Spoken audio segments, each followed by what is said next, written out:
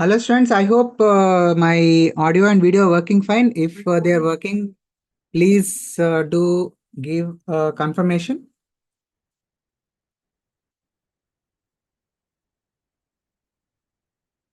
Yes. 1 second. Yes, all good. Thank you so much, all the dear students. I hope you have enjoyed today's sessions of uh, ENT till now, and I hope you took a short break and you are back. So in this session, we are going to see the dermatology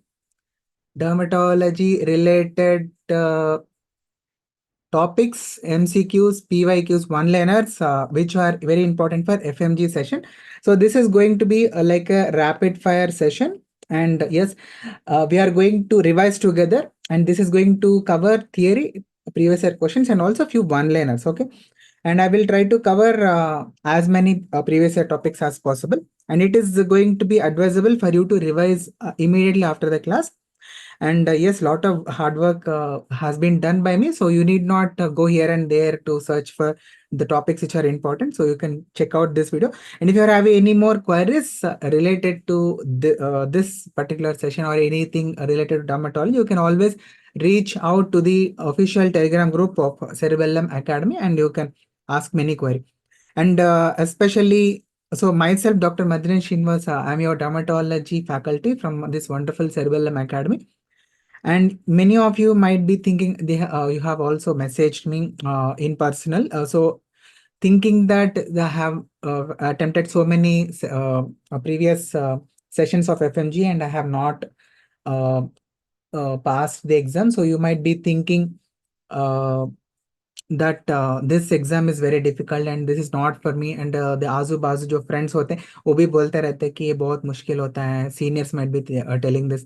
So remember, a man is great by deeds, not by birth. So don't think that any person is going to be born as a genius. So all you have to do is work hard. Work hard. With the hard work, you are going to beat the talent and the genius. Remember that. Remember that. Have faith, have belief, which is very, very important. So this is the Cerebellum Academy official Telegram group. You can search it in the Telegram and you can join this. And I'm also available on these Instagram and Telegram. You can also follow my groups and the YouTube channel. Yes, and I hope you all know this great person, Subhash Chandra Bose. So give me blood and I will give you freedom. So this is what this great person told. I will ask you for some time. So give me this 120 minutes. I will give you all the Dharma related MCQs which are important for FMG exam. So you are going to mark all the Dharma MCQs correct if you are going to stay with me till the end. And I hope you all know this. Hum honge kamyab. Yes, we will be successful. We will be successful. One day, I have faith in my mind. I have full faith. We will be successful one day. Hum honge kamyab. Hum honge kamyab. हम होंगे कामयाब एक दिन. ओहो मन में है विश्वास, पूरा है विश्वास, हम होंगे कामयाब एक दिन. Have faith, have believe in yourself, your hard work. You are going to do this. With this confidence, let us begin our session with this full josh. Okay. Yes, let us start. So from basics of dermatology, if I have to teach, the basics are going to be what are the layers of the skin. So what are the layers broadly? We have the dermis. Above the dermis, we have epidermis, and below the dermis, we have hypodermis. And remember, epidermis is the most important structure regarding which we are going to see in detail. And this itself is going to motivate us to pass this exam. Why? The layers of the epidermis can be remembered with this simple mnemonic, which is called as come, let's get sunburned. Come, let's get sunburned. What is a sunburn? Yes, it is a festival which happens every year at the end in the last week of the December in Goa. So yes, after you crack this exam, after you joined your internship, please do go to Sunburn Festival. And also, yes, if you wish, you can also call me for this awesome party. We'll have a grand masti in Goa. Okay. So what is this mnemonic basically? Come, let's get sunburned. So with the help of this, you can remember all the layers. So I will just write it down here. The mnemonic, come, let's get sunburned. So what is this? First layer is stratum corneum. Few points we'll see in this slide itself. What are the important buzzwords related to each of these layers? So stratum corneum, remember, it is the superficial most layer and it is a dead layer. It is a dead layer. So there should not be any nucleus. So no nucleus will be seen in this stratum corneum. Very important. The next layer is stratum lucidum. Why is it called stratum lucidum? Because it is going to make the skin over palms and soles lucent, translucent. That is the reason why they are going to appear fair in color when compared to the rest of the skin. So that is the reason this is called as stratum lucidum. It is present in palms and soles. The next layer is stratum granulosum. It is called as granulosum for a reason. Why? Because there are granules in this layer. So what are those granules? Keratohyalin granules. Keratohyalin granules, which are going to produce filaggrin. Which are going to produce filaggrin. And what are the other granules? Please remember, they are odd land bodies. They are called as odd land bodies, or they are also called as lamellar granules. They are also called as lamellar granules. And what is the importance of these granules? They are going to produce lipid. So just remember, L for L, lamellar granules are going to produce lipid, and this lipid is very, very important, guys. Especially in this winter, I hope you, if you are from the north, from the Delhi, you might be experiencing this extreme cold weather.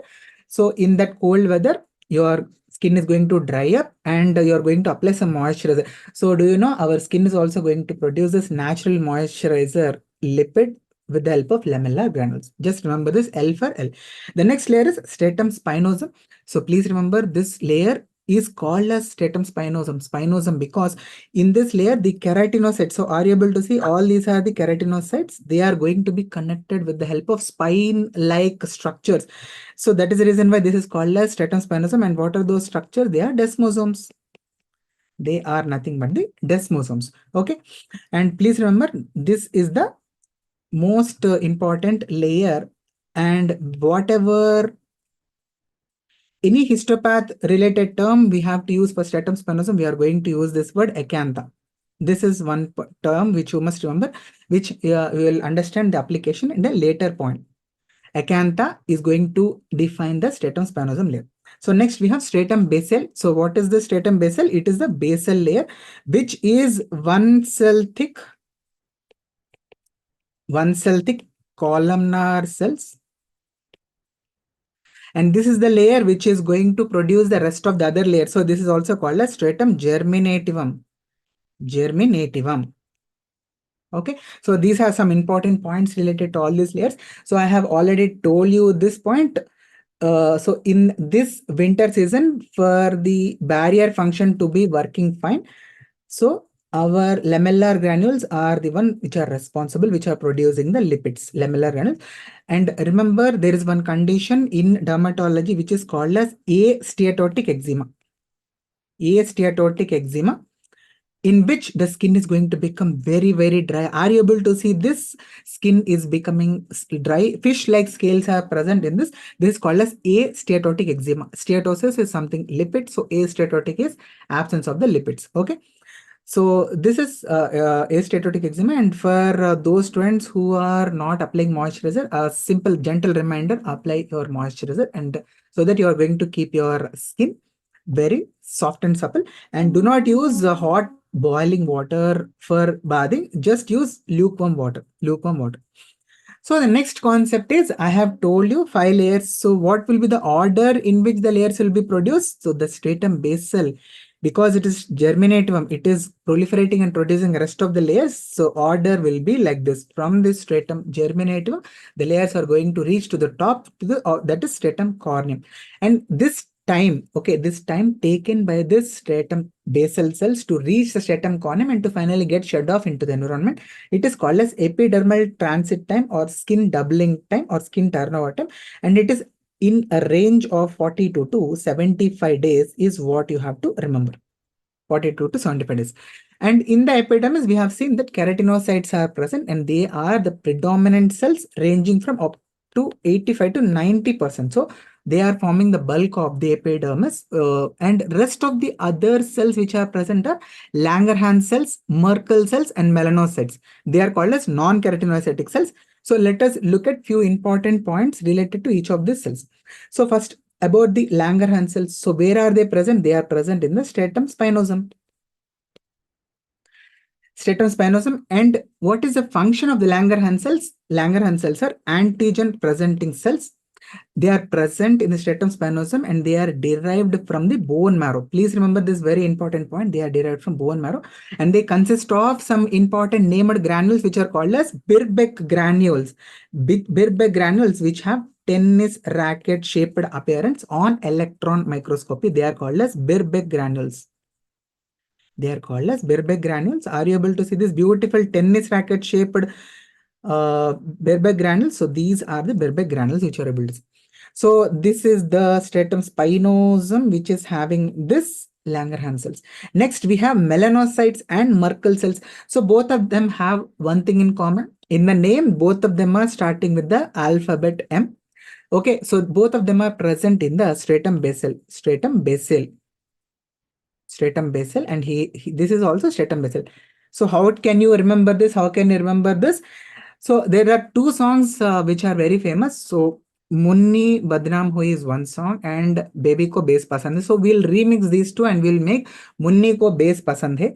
So with the help of this, you can remember Munni starts with the alphabet M. So base Pasand Hai. The base here is stratum basal. Stratum basal. Okay. With the help of that, you can remember melanocytes and Merkel cells are present in the stratum basal. So coming to the origin of the melanocytes, please remember they are from neural crust. They are from neural crust. And Merkel cells, they are from ectoderm. They are from ectoderm. And what are the important components which you must remember? Melanocytes consist of melanosomes. Melanosomes.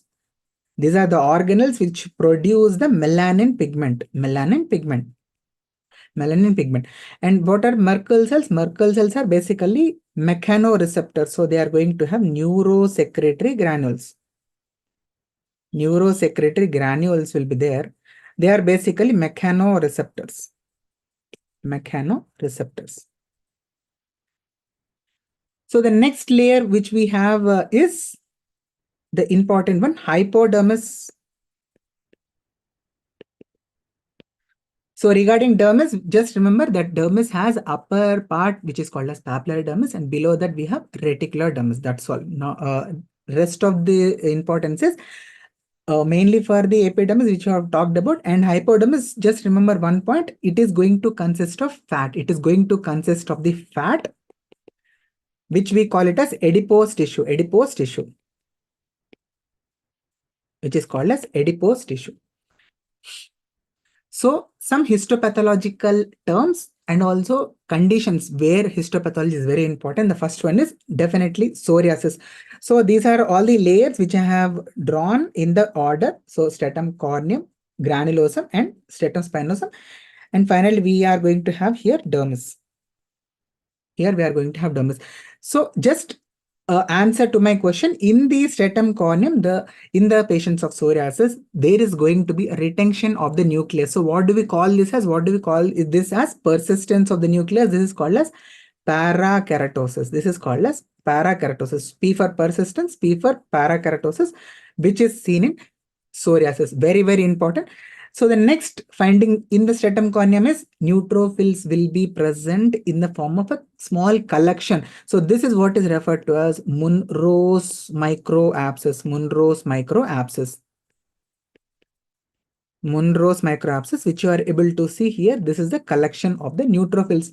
Coming to the next layer, stratum granulosum. Please remember, stratum granulosum is absent in the case of this psoriasis. In psoriasis, this stratum granulosum is either reduced or absent. Please remember, this is very, very important. The next layer is stratum spinosum. Remember, there is going to be thickening of the stratum spinosum, which is called as acanthosis. which is called as acanthosis. Again, there will be a collection of the neutrophils present in this layer, and this is called as spongiform pustules of Kogoch. This collection is called as spongiform pustules of Kogoch, which you are able to see in this image. So these are the collections of the neutrophils which are present in this stratum spinosum. Very, very important.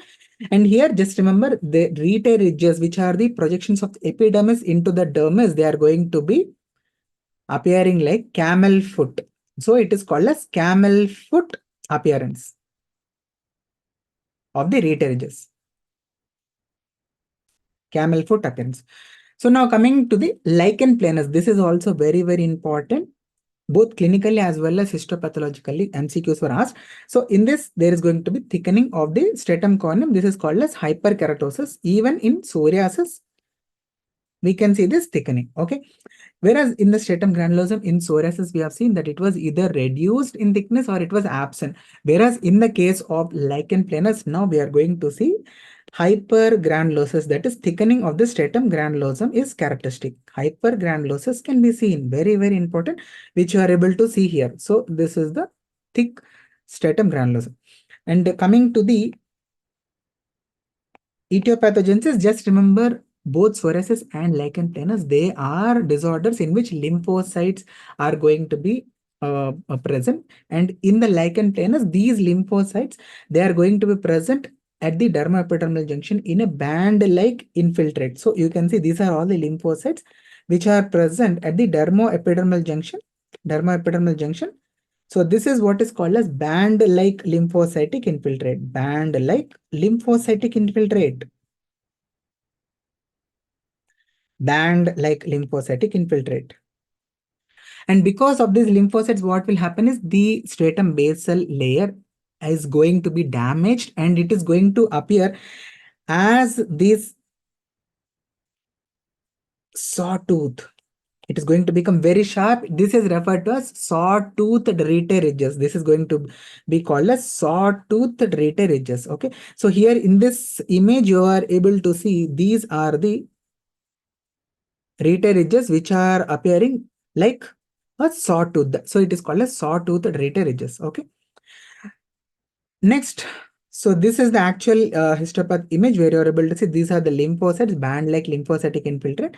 And because of the lymphocyte, the keratinocytes are going to undergo necrosis and apoptosis. Keratinocytes are going to undergo apoptosis, because of which these keratinocytes are going to be called now as civate bodies. Civate bodies, or they are also called as colloid bodies. They are also called as colloid bodies. And due to the damage of these lymphocytes in the stratum basal, there can be spaces which can be produced. And these spaces are what are called as Max Joseph spaces. Max Joseph spaces. Very important. All these are features of lichen planus. Lichen planus. Very, very important. Okay. So next, what I have already told you that anything related to stratum spinosum, we are going to use this term acantha. So if there is thickening of the stratum spinosum, we are going to call it as acanthosis. And if there is any damage to the desmosomes, which are the intercellular connections, any damage, if it happens, then the keratinocytes, they are going to get separated. They are going to get separated. Now the term which we use is acantholysis. Lysis is damage or destruction. So acantholysis. So once the keratinocytes lose their attachment, then what will happen? They are going to become round cells. They are going to become round cells.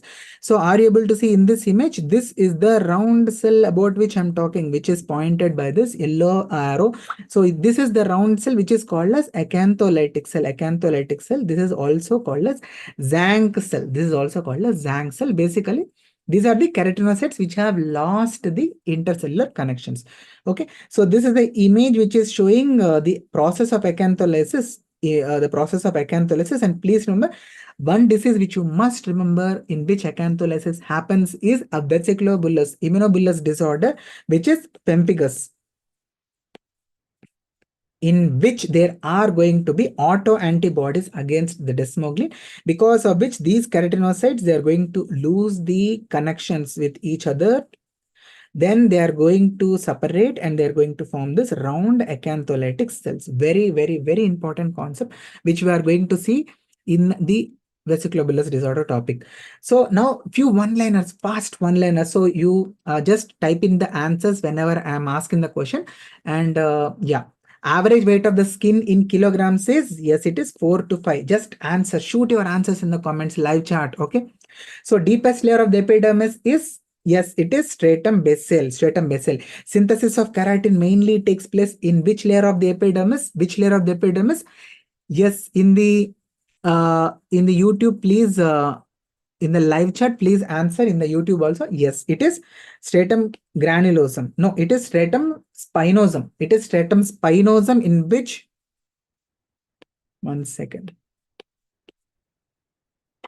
It is stratum spinosum in which synthesis of keratin mainly takes place. Okay. So next is odd-land bodies seen in which layer of the epidermis? Odd-land bodies are seen in which layer of the epidermis? It is stratum granulosum. It is stratum granulosum. Yes, everybody please try to answer. Stratum lucidum is present in between which two layers? So come, let's get sunburns. So stratum corneum and stratum granulosum. In between these two layers, this is lucidum is present.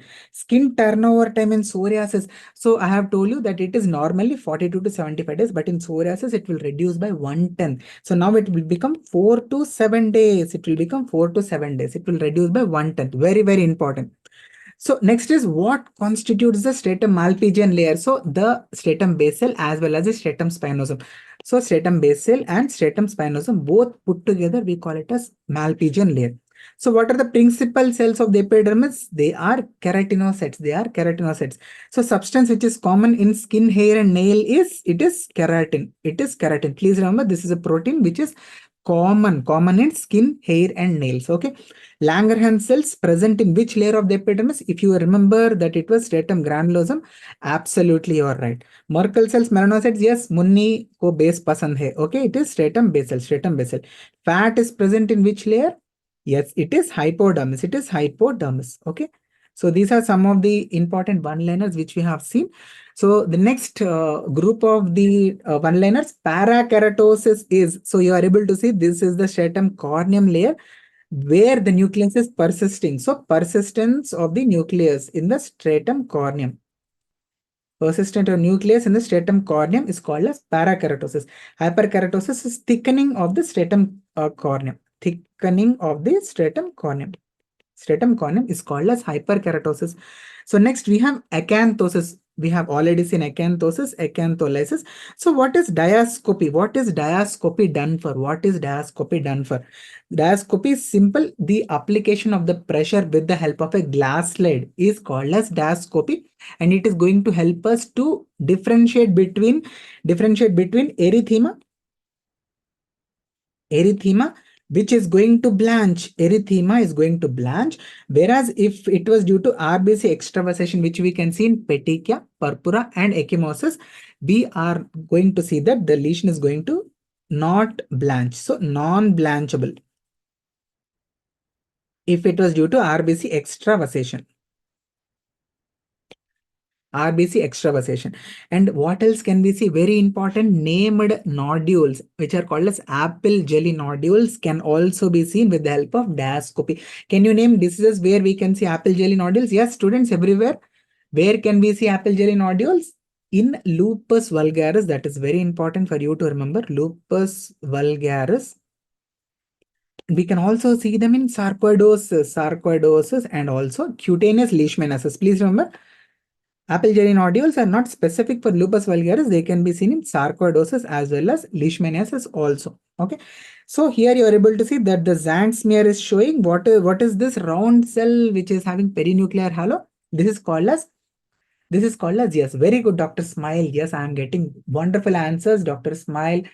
Sharanjit, Hart, okay, yes, with Abhishek Kumar Pandey, Brijwan Singh. I can see many names who are students who are following us from the beginning. Wonderful. Yes, these are called as Zank cells. These are also called as acantholytic cells. Acantholytic cells. Wonderful, wonderful. So they are now lines in dermatology. This is also very, very important concept asked as image. Okay, they will just give you image. They will not say anything, they'll show you the image and you need to identify what is this image. So please remember these Blaschko's lines, which will appear as, if you observe them closely, they will appear spiral. They will be spiral. They will be bold. They will be baby. And you can see over the scalp, they are spiral. Over the scalp, they are spiral, and they are not going to cross the midline. They are not going to cross the midline. There's going to be a midline demarcation.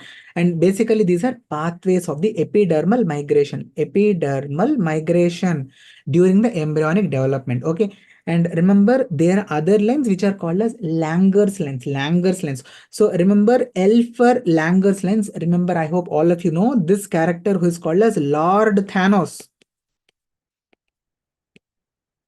Lord Thanos. So why am I telling you this? Because somehow the dermatologist was creating this Lord Thanos character. That is the reason why he took this Langer's lines like pattern and he copied it onto the face of this Thanos.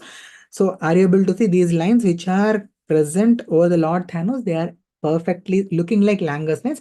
Remember, Langer's lines are also called as RSTL, that is relaxed skin tension lines. And basically, these are the collagen fiber orientation which is present in the dermis. Collagen fiber orientation which is present in the dermis is represented by these Langer's lines. What is the clinical importance? Whenever you become any future surgeons or gynecologists who is there in the group, yes, please hit that like button. Guys, all of you are going to become awesome clinicians. Trust me, trust yourself, do the hard work. Yes, you are going to become whatever you want. This is just one hurdle which you are going to pass. After the exam is completed, you are going to get a great result. So I hope you all do remember Praveen Tripathi sir's imagination technique. Always imagine while going to sleep that you are going to do awesome in the exam and the result is going to give you a good 200 plus score as a result, and you are going to give your parents is great news, good news. They are going to feel proud with the results, and they are going to give you sweets. They are going to make whatever food you want, and finally you are going to go and do the residency in the college or medical college of your choice. Okay, so do all this, and yes, whoever is a surgeon, remember my words. You should give the incision parallel to these Langer's lines so that the scarring will not happen. Scarring will not happen if you do give the incision parallel to these lines. Okay. So try to identify what are these lines. Yes, name these lines. What are you able to see that over the scalp they are spiral, over the scalp they are spiral, and you are able to see that they are not crossing the midline. So what are these lines? Yes.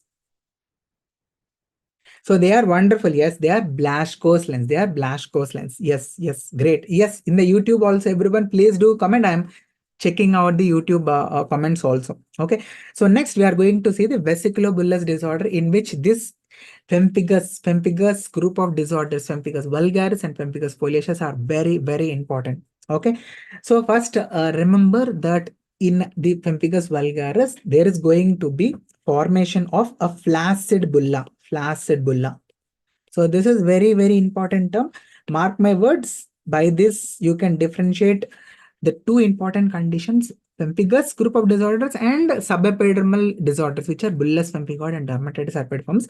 When you see this term flaccid bulla, it means they are talking about the intraepidermal blistering disorder, which is most common one is pemphigus vulgaris. And basically these bulla are going to rupture, and these patients of pemphigus vulgaris, they are going to have a tendency to extend. These lesions are going to extend. Are you able to see the small vesicles bullae? They are extending and they are becoming such a big erosions, and also they can involve the entire body also. And mind you, the patient is going to initially present with the lesions in the mucosa. Are you able to see here? Buccal mucosa is affected and gingiva is affected here. So buccal mucosa and gingiva are affected. So what is the important site? Remember, it is oral mucosa. It will be the first one to be affected, after which we can see lesions over the skin.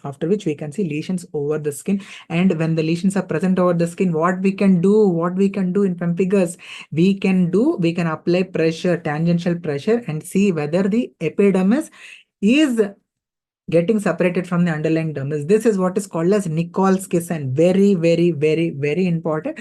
Whenever a disease has acantholysis as the underlying cause, we can see this Nichols kiss being positive. Very important, very important, very important. And if you do a biopsy, what you can see in the biopsy, we can see a suprabasal split. So are you able to see? This is the entire epidermis except for the stratum basal. So where is stratum basal? Stratum basal is still attached to the dermoepidermal junction, giving rise to this very important appearance, which is called as row of tombstone appearance. So are you able to see, just like the tombstones which are present in the grave attached to the ground but separated from each other? So these stratum basal cells, if you observe them very, very, very closely, you can see that they are attached to the underlying dermoepidermal junction, but they are separated from each other. So giving rise to row of tombstone appearance. So there is one more condition called as pemphigus foliaceus. So how to differentiate between vulgaris and foliaceus? So in this slide, we are going to see basically in pemphigus group of disorders, remember there is going to be a intraepidermal split because of the damage of the desmosomes.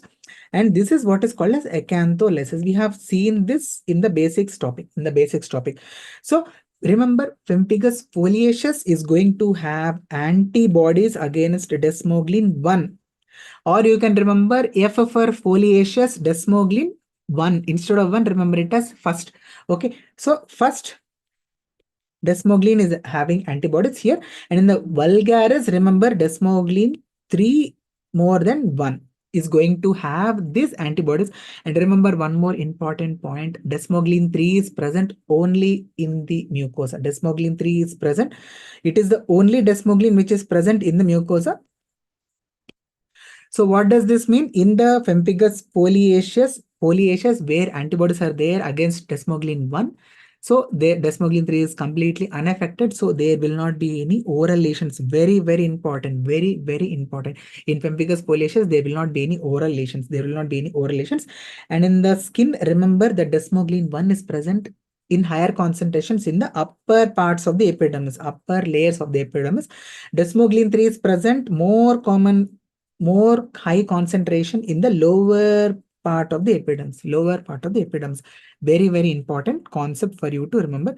So pemphigus foliaceus, because in this desmoglein 1 is going to have the autoantibodies, and this is present in the upper parts of the epidermis. So in this, there are antibodies against desmoglein 1. So desmoglein 1 is damaged. So we are going to get a subcorneal split. So this is going to be, vesicles and bulla are going to be very, very thin. Very, very thin. So they are going to rupture very easily. And that is the reason why clinically we are going to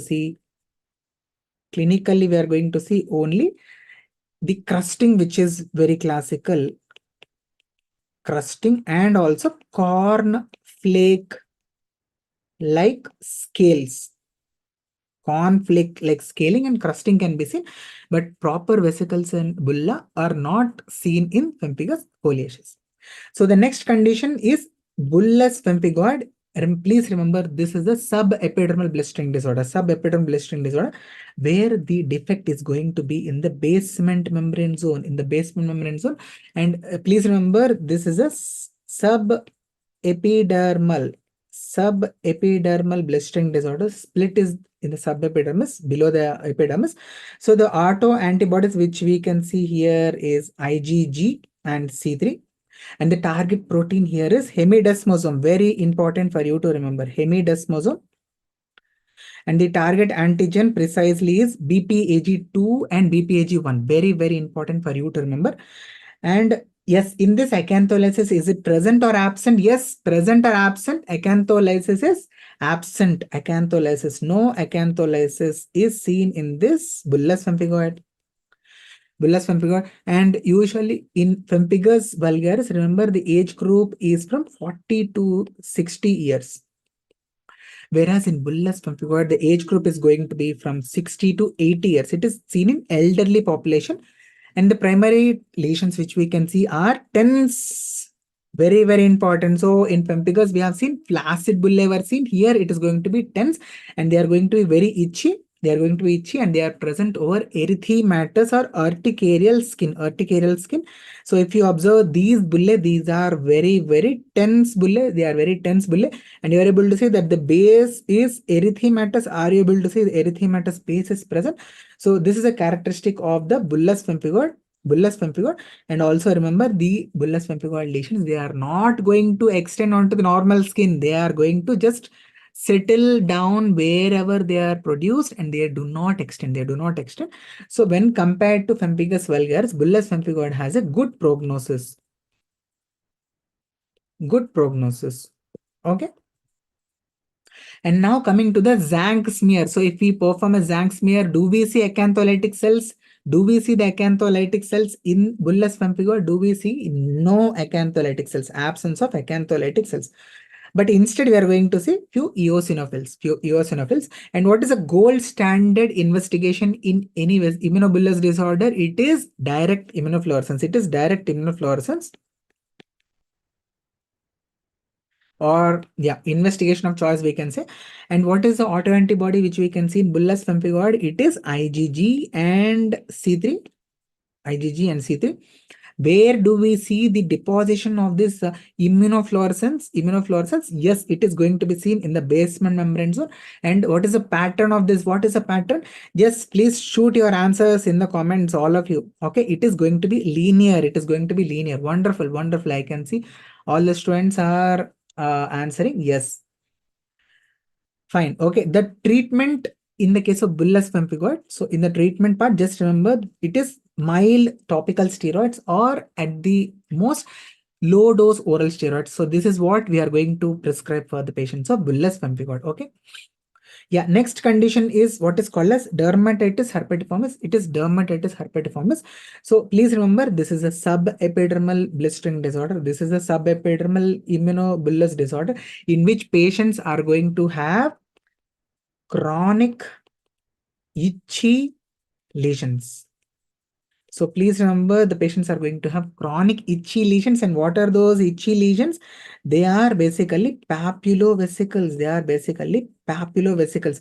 So are you able to see few solid lesions are there? And few small, tiny fluid filled lesions are there. So vesicles, they are vesicles and papules. So these are papulovesicular lesions. And here the autoantibody is going to be IgA. Remember, very, very important. It is IgA. And what is the target antigen here? It is epidermal transglutaminase 3. Epidermal transglutaminase 3. And how does it clinically manifest? Is extremely itchy papulovesicles which are present over mainly the extensors. Mainly over the extensor aspect, there will be itchy papulovesicular lesions. And if we perform a biopsy, what are we going to see? On biopsy, we can see that there is going to be accumulation of the neutrophils in the dermal papilla.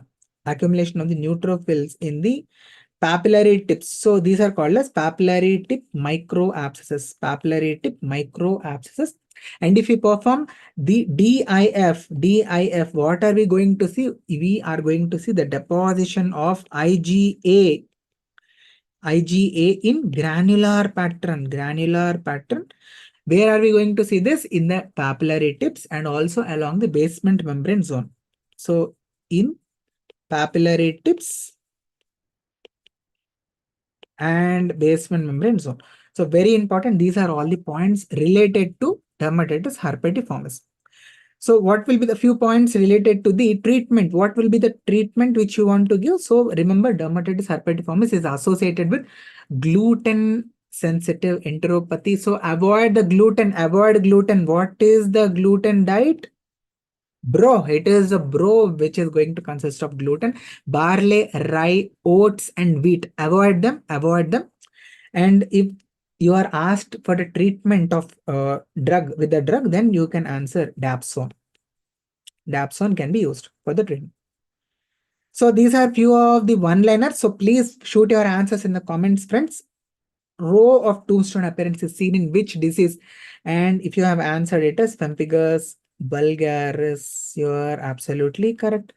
So intercellular antibody deposition on immunofluorescence is seen in intercellular antibodies deposition in on immunofluorescence is seen in, yes, again it is pemphigus vulgaris or pemphigus group of disorders. Subepidermal lesions are seen in which diseases? Subepidermal lesions are seen in, you can answer this is bullous pemphigoid or dermatitis herpetiformis, whatever is given in the MCQ, and try to identify this immunofluorescence finding which you are able to see. So you are able to see that linear pattern is present along the basement membrane zone. If I say that it is IgG, then the diagnosis is going to be bullous pemphigoid. Then the diagnosis is going to be bullous pemphigoid. Okay. Yeah, linear deposition of IgG and C3 in the dermoepidermal junction is seen in which condition? Which condition? Yes,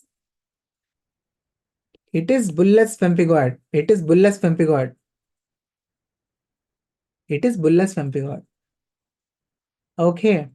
Yeah. Which will show Nichols kiss and positivity? Which will show Nichols kiss and positivity? Yes. Wonderful. Wonderful. Prakash, Vijay, Pankaj, Abhishek Kumar, Kush. Yeah. Wonderful. It is pemphigus vulgaris. Very, very important to remember. Subepidermal blister formation with neutrophils located at the tips of the dermal papilla. What is the treatment of choice? What is the treatment of choice? What is the treatment of choice? What is the diagnosis? What is the diagnosis here? What is the diagnosis here? What is the diagnosis? Subepidermal blister, neutrophils at the tips of the dermal papilla. So papillary tip, neutrophilic microabscess. It is dermatitis herpetiformis. It is dermatitis herpetiformis. Okay, please remember this. Please remember this. We have seen this. We have seen this. Okay, neutrophils in the papillary tip. It is dermatitis herpetiformis. Very, very important. Here, the treatment of choice, drug of choice, if it was asked, the answer would be dapsone. If it was asked treatment of choice, gluten-free diet. Gluten-free diet is going to be the answer. So treatment of choice is gluten-free diet. So next question is deposition of IgA in the papillary tips of dermoepidermal junction. What is the diagnosis? What is the diagnosis? Wonderful. Yes, wonderful. Dermatitis herpetiformis. All of you are great. Awesome. Awesome. Yes. So deposition of IgA in the papillary tips of derma. So this is again repeated. Okay. Yeah. Fine.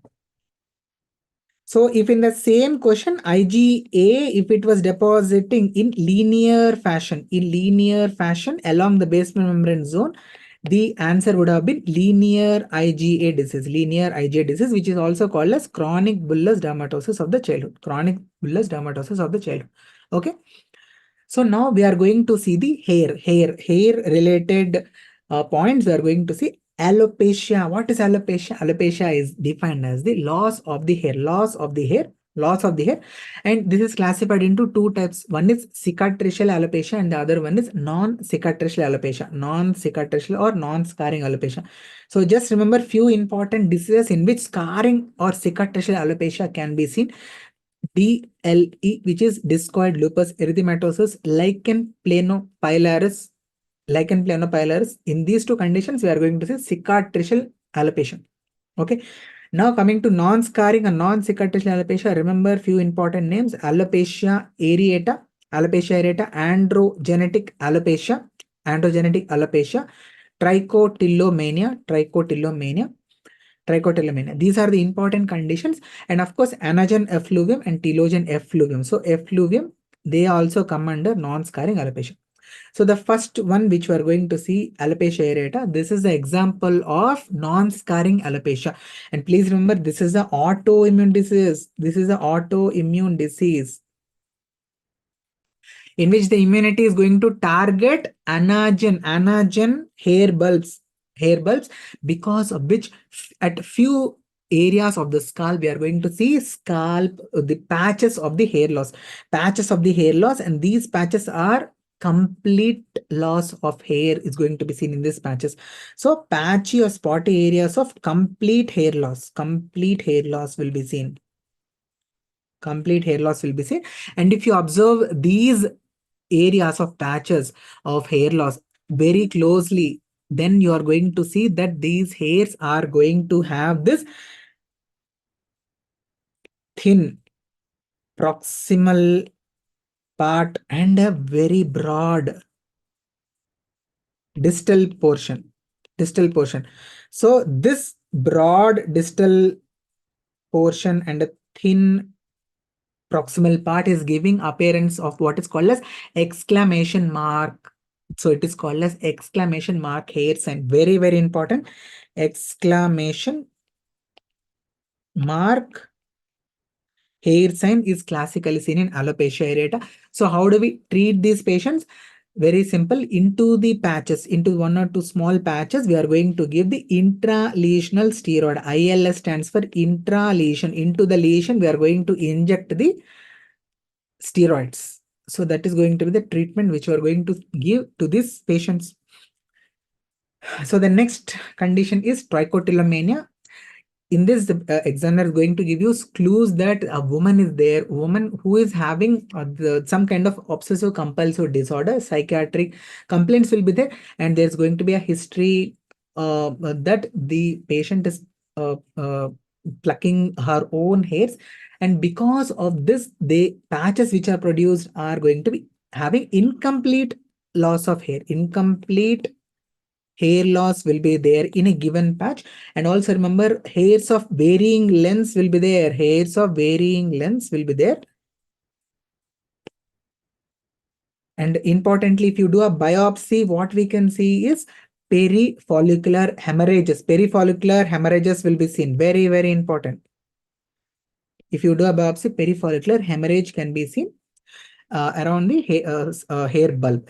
Okay. Next one is androgenetic alopecia, which is going to be in male pattern and female pattern. So in the male pattern, just remember there is going to be frontal hairline recession. There is going to be frontal hairline going backwards. So it is frontal hairline recession, frontal hairline recession. And also bitemporal hairline recession can also be there. Bitemporal hairline recession. Recession will be there. Whereas in the case of female pattern of androgenetic alopecia, remember the frontal hairline is going to be maintained. Frontal hairline is going to be maintained. There is going to be loss of hair in the central parting area of the females. For parting central portion of this scalp hair, which you are able to see here, this is going to be the hair which is going to be lost. Okay. And I hope you know all these famous personalities, celebrities who are having this androgenetic alopecia. So if you are having this, so do not worry. This is present in many of the famous celebrities. So I just want you to focus upon the treatment part. So what is going to be the treatment? So topically, we are going to advise patients with minoxidil, which is a potassium channel opener. Potassium channel opener. So this will cause increased blood circulation, leading to increased hair growth. And orally, we can prescribe the patients with finasteride, which is going to cause inhibition of what? Yes, all of you, please try to mark your answers in the comments. Everybody. Yes, finasteride. Yes, it is going to inhibit type 2 5 alpha reductase. So it is an inhibitor of type 2 alpha reductase, thereby reducing the production of the dihydrotestosterone, So I hope you all know who are all these famous personalities who are present in even the small pigs. Okay. So they are very great despite having this hair loss. So do not worry. Okay. So these are some of the one-liners. Please try to answer this. Alopecia areata is due to defect in this stage of the hair cycle. What is that stage? Shoot your answer. Anagen.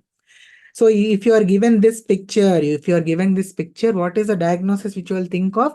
So you're able to see patches of hair loss, which are complete. So it is alopecia areata. So please try to answer this. A hypothyroid female presents with patchy alopecia. What will be your diagnosis? So whenever you see this term patchy alopecia, so always remember the alopecia areata is autoimmune disorder. So it can be associated with other autoimmune conditions like hypothyroidism, Hashimoto's thyroiditis. So think about alopecia areata in this case also. So, okay. Next MCQ is 35-year-old man complains of hair loss, examination findings. Swarm of bees appearance is noted on histopathology. What is the most likely diagnosis in this man? Please remember, what is a swarm of bees is? So we all know that the hair is going to be present like this. So in the scalp, so in alopecia areata, what will happen is these bad lymphocytes, they are going to be present all around the hair bulb, so giving rise to swarm of bees appearance. So the diagnosis here is again alopecia areata. Okay, so a middle-aged man presented to you with the shown type of baldness. So this is the type of baldness. Can you tell me what is this? Are you able to see frontal hairline is going backwards? Frontal hairline is going backwards. So you can remember, you can empathize with this patients that their requirement of face wash is going to increase and the requirement of shampoo is going to reduce. Okay, so this is androgenetic alopecia. Okay. So next we are going to see the glands. And can you tell me what are these ectopic sebaceous glands? So just I will show you one point. So this is the sebaceous gland.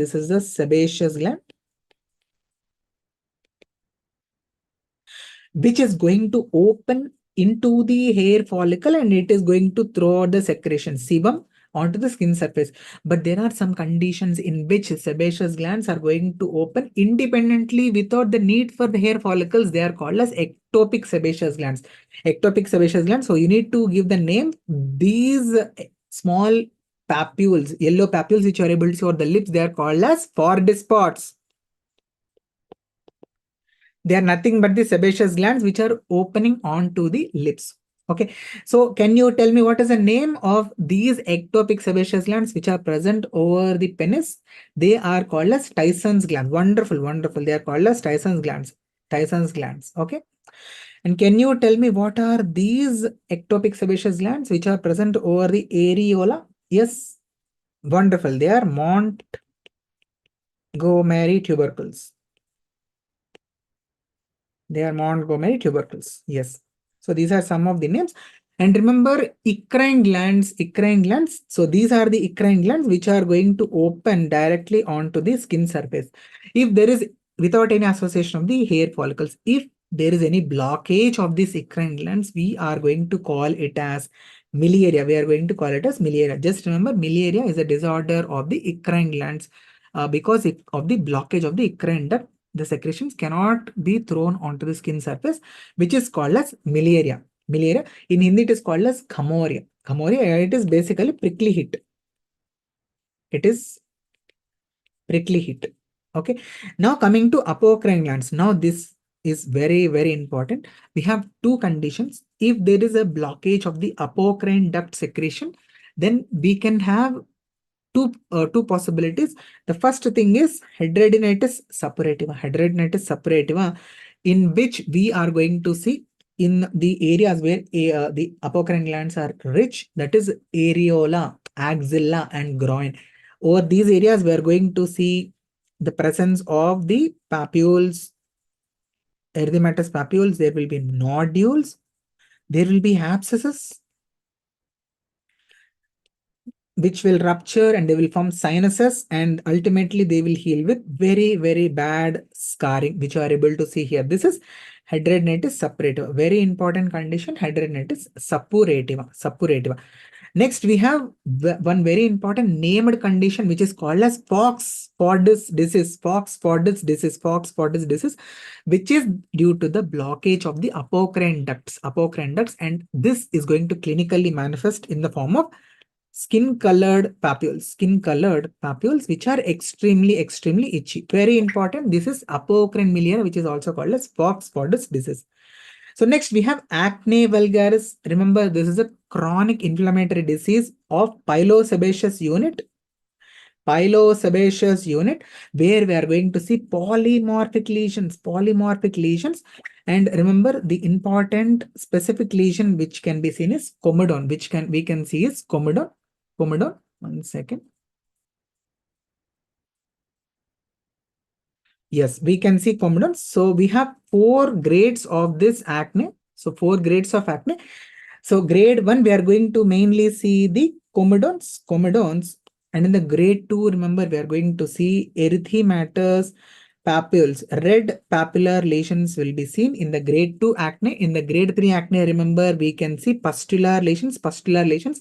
In the grade 4, we can see nodules and cysts. Nodules and cysts can be seen. Nodules and cysts can be seen. What is the importance of knowing these grades is treatment of the acne depends upon the grade. In the grade 1 acne, please remember the treatment is going to be with the help of topical retinoids. Topical retinoids are used. So can you name what are the topical retinoids? They are tretinoin, adapalene, and tazarotene. Yes, wonderful, wonderful. Yes, adapalene, tretinoin, and tazarotene. All these are the topical retinoids which we can use in acne patients. So coming to the grade 2, yes, all the students who are in the YouTube, please put your answers, friends. Okay, be active. Okay, try to answer. So in the grade 2, we can continue the topical retinoids and we are going to add the topical along with the topical antibacterials will be used. Topical antibacterials will be used, which will be nadifloxacin or clindamycin. Okay. In the grade 3, remember, we are going to continue the topical retinoids and we are going to add oral antibiotics, which you can remember with MAD. What is MAD? Minocycline, azithromycin, and doxycycline. Minoazithrodoxy. Okay. In the grade 4, remember the buzzword is isotretinoin. Very, very, very important. Very, very important. Isotretinoin. This is a oral retinoid, which is having another name. This is also called as 13-cis retinoic acid, which is also called as 13-cis retinoic acid. And please remember, isotretinoin is teratogenic medication. So this should be used very, very carefully in reproductive age group women. If they have to use this, we have to perform the urine pregnancy test and we have to also use some kind of safety measures so that they are not going to become pregnant. And the isotretinoin, it has most important, most common side effect, which is dryness of the lips, cheilitis. And the most dreaded complication which can happen is the teratogenicity, which is embryopathy. And of course, we have to perform some investigations. Like for example, we have to perform the fasting lipid profiles and also liver function test. Why? Because it can derange the lipids. Okay. So next we have this rosacea. Remember rosacea. So in this condition, just remember that this can cause deformation of the nose. And not only the nose, it can also cause this thickening of the skin of the chin and also of the ears. So if this rosacea is causing this thickening and irregular nodularity present over the nose, we call it as rhinophyma. So phyma is common, rhinophyma. This is gnathophyma and this is otophyma. Okay, so this is rosacea in which we can see these changes. So now please try to answer the one-liners, shoot your answers. Obliteration of the apocrine duct, that is blockage of the apocrine duct, leads to which condition? Yes, everybody. Fox-Fordis disease. Wonderful. Fox-Fordis disease. Okay. You can also answer hidradenitis suppurativa if related, abscess. All those things are so depending upon what options are there. Okay. So what are Fordis spots? Which you are able to see over the lips here? Fordis spots. They are the ectopic. Sebaceous glands. Ectopic sebaceous glands. So I will ask you one question. True or false? You should tell me whether it is true or false. Lips are the most common site for Fordis spots. Whether this is true or false? Yes, this is true statement. Lips are the most common site for the Fordis spots, which you are able to see here. Lips are the common site. So you need to tell me what is the statement which is false in this among these four options. Propionibacterium acnes, it is the responsible bacteria in the case of acne vulgaris. And please remember, yes, try to answer this whether A, B, C, D is which one is the answer? Okay, so I will give you the answer. So can be found in the GI tract. Yes, propionibacterium can be found in the GI tract. This is correct statement. It is normal flora of the skin. It is present in you. It is present in me. It is present in everybody. It causes acne vulgaris. Yes, it is the cause for the acne vulgaris. Option C is the wrong statement here. Sulfur granules are not present in this propionibacterium acnes. It is associated with mycetoma. It is associated with mycetoma. Okay. Treatment of choice in the case of severe acne. What is the treatment of choice in the case of severe acne? Wonderful. Yes, it is isotretinoin. It is isotretinoin. Okay. So, which are the following side effects are seen most commonly with isotretinoin? Most commonly, if it is asked, so remember the answer is going to be cheilitis. So, if it is asked most serious adverse effect, then you should think of embryopathy. Embryopathy is the most serious side effect of isotretinoin. Oral treatment of acne. Can you name some oral treatments of acne? Isotretinoin, minocycline, azithromycin, doxycycline. These are also oral medications which can be used for acne. So which of the following is a causative agent for acne fulminans? This is the next question. This is the next MCQ. Causative agent for acne fulminans. This is again Propionibacterium acnes. Propionibacterium acnes. Wonderful. Yes. 25-year-old adult female presents with the following lesions in the axilla. So in the axilla, what are you able to see? You are able to see some nodules are present. There is some collection of the pus, and this pus is coming out through the sinus. What do you think is the diagnosis here? Wonderful. Excellent. Sheikh, Lavandala, Prakash, Pandya. Yes, all are correct. Sachin Yadav. Yeah. Wonderful. So this is hidradenitis suppurative. Hidradenitis suppurative. Excellent. Excellent. So regarding nails, you should know a few of the important changes which can occur. So remember in the psoriasis, the most common nail finding which we can see is pitting of the nails, which are the small depressions present in the nail plate. Remember, there is one more condition in which pitting can be seen, which is alopecia areata. So how can you differentiate both these pits?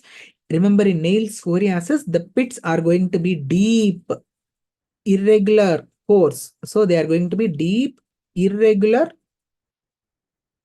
and coarse. Whereas in alopecia areata, the pits are going to be exactly opposite: superficial, regular, and fine. So superficial, regular, and fine pits can be seen, as you are able to see in this image. So this is alopecia areata pitting. So few more terms. One important pathognomonic feature of nail psoriasis, which we can see here, as if some drop of oil is present below the nail plate. This is called as oil drops, and this is also called as salmon patch. Salman भाई का कोई लेना देना नहीं है इससे. Salmon patch. This is salmon patch. So what is the clinical significance? This is pathognomonic of nail psoriasis. Pathognomonic of nail psoriasis. Okay. So what is the description? Yellow discoloration. Yellow salmon fellow. Okay. Yellow discoloration of the nail bed can be seen in this condition. And also you need to remember, in nail psoriasis, there is going to be a collection of debris below the nail plate. This is what is called as subungual hyperkeratosis. This is called as subungual hyperkeratosis. Very important. This was asked as an image. So you need to know this. And because of the subungual hyperkeratosis, the nail plate will be lifted from the nail bed. So leading to separation of the nail plate from the nail bed. This is called as onycholysis. This is called as onycholysis. And the nails are going to be very, very yellow in color, and also thick. Thick nail plate will be there. So oil drop sign is seen in psoriasis.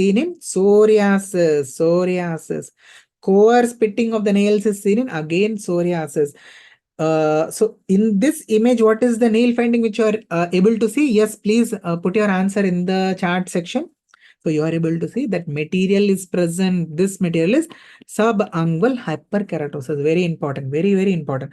So the image is showing pathognomonic finding of psoriasis. What is it called as? What is it called as? What is it called as? So there is oil drop like appearance, oil drop sign. Munro's microabscess can be seen in Munro's microabscess can be seen. That is a collection of the neutrophils in the stratum corneum. It is psoriasis. It is psoriasis. Okay. So this is the next slide where you are able to see few images. So beautiful images, pigmented images. So the first one is Baker's nevus. No, sorry, it is Becker's nevus. Okay. So in this condition, what you can see, remember it is an disorder, acquired disorder, which manifests itself at the time of puberty. At the time of puberty, where we can see unilaterally, there is going to be brownish pigmentation. Pigmentation will be there, and along with it, there is going to be increased hair growth. So hyperpigmentation and hypertrichosis will be there. This is Becker's nevus. Next, these three images which you are able to see, these are referred to as dermal melanocytosis. These are dermal melanocytosis. So in the first image, you are able to see that there is a bluish discoloration of the skin. This is called as Mongolian spot. Yes, all of you try to revise and put your answer in the comment whenever you are able to see this image and you are able to identify, shoot your answers. Mongolian spots. So the next image, you are able to see that there is some bluish discoloration present on the skin. Periorbitally, you are able to see that sclera is also blue. Sclera and skin are blue in color. So this is nevus of Ota. Okay. So O for ophthalmology, O for Ota. Next, you are able to see that there is this bluish pigmentation present over the shoulder. This is called as nevus of ITO. So who are in Delhi, you might be knowing ITO stands for Income Tax Office. No, in dermatology, it is a nevus which is going to present with a bluish discoloration over the upper shoulder. Yeah, Bahubali, everyone is able to remember this. Okay, wonderful.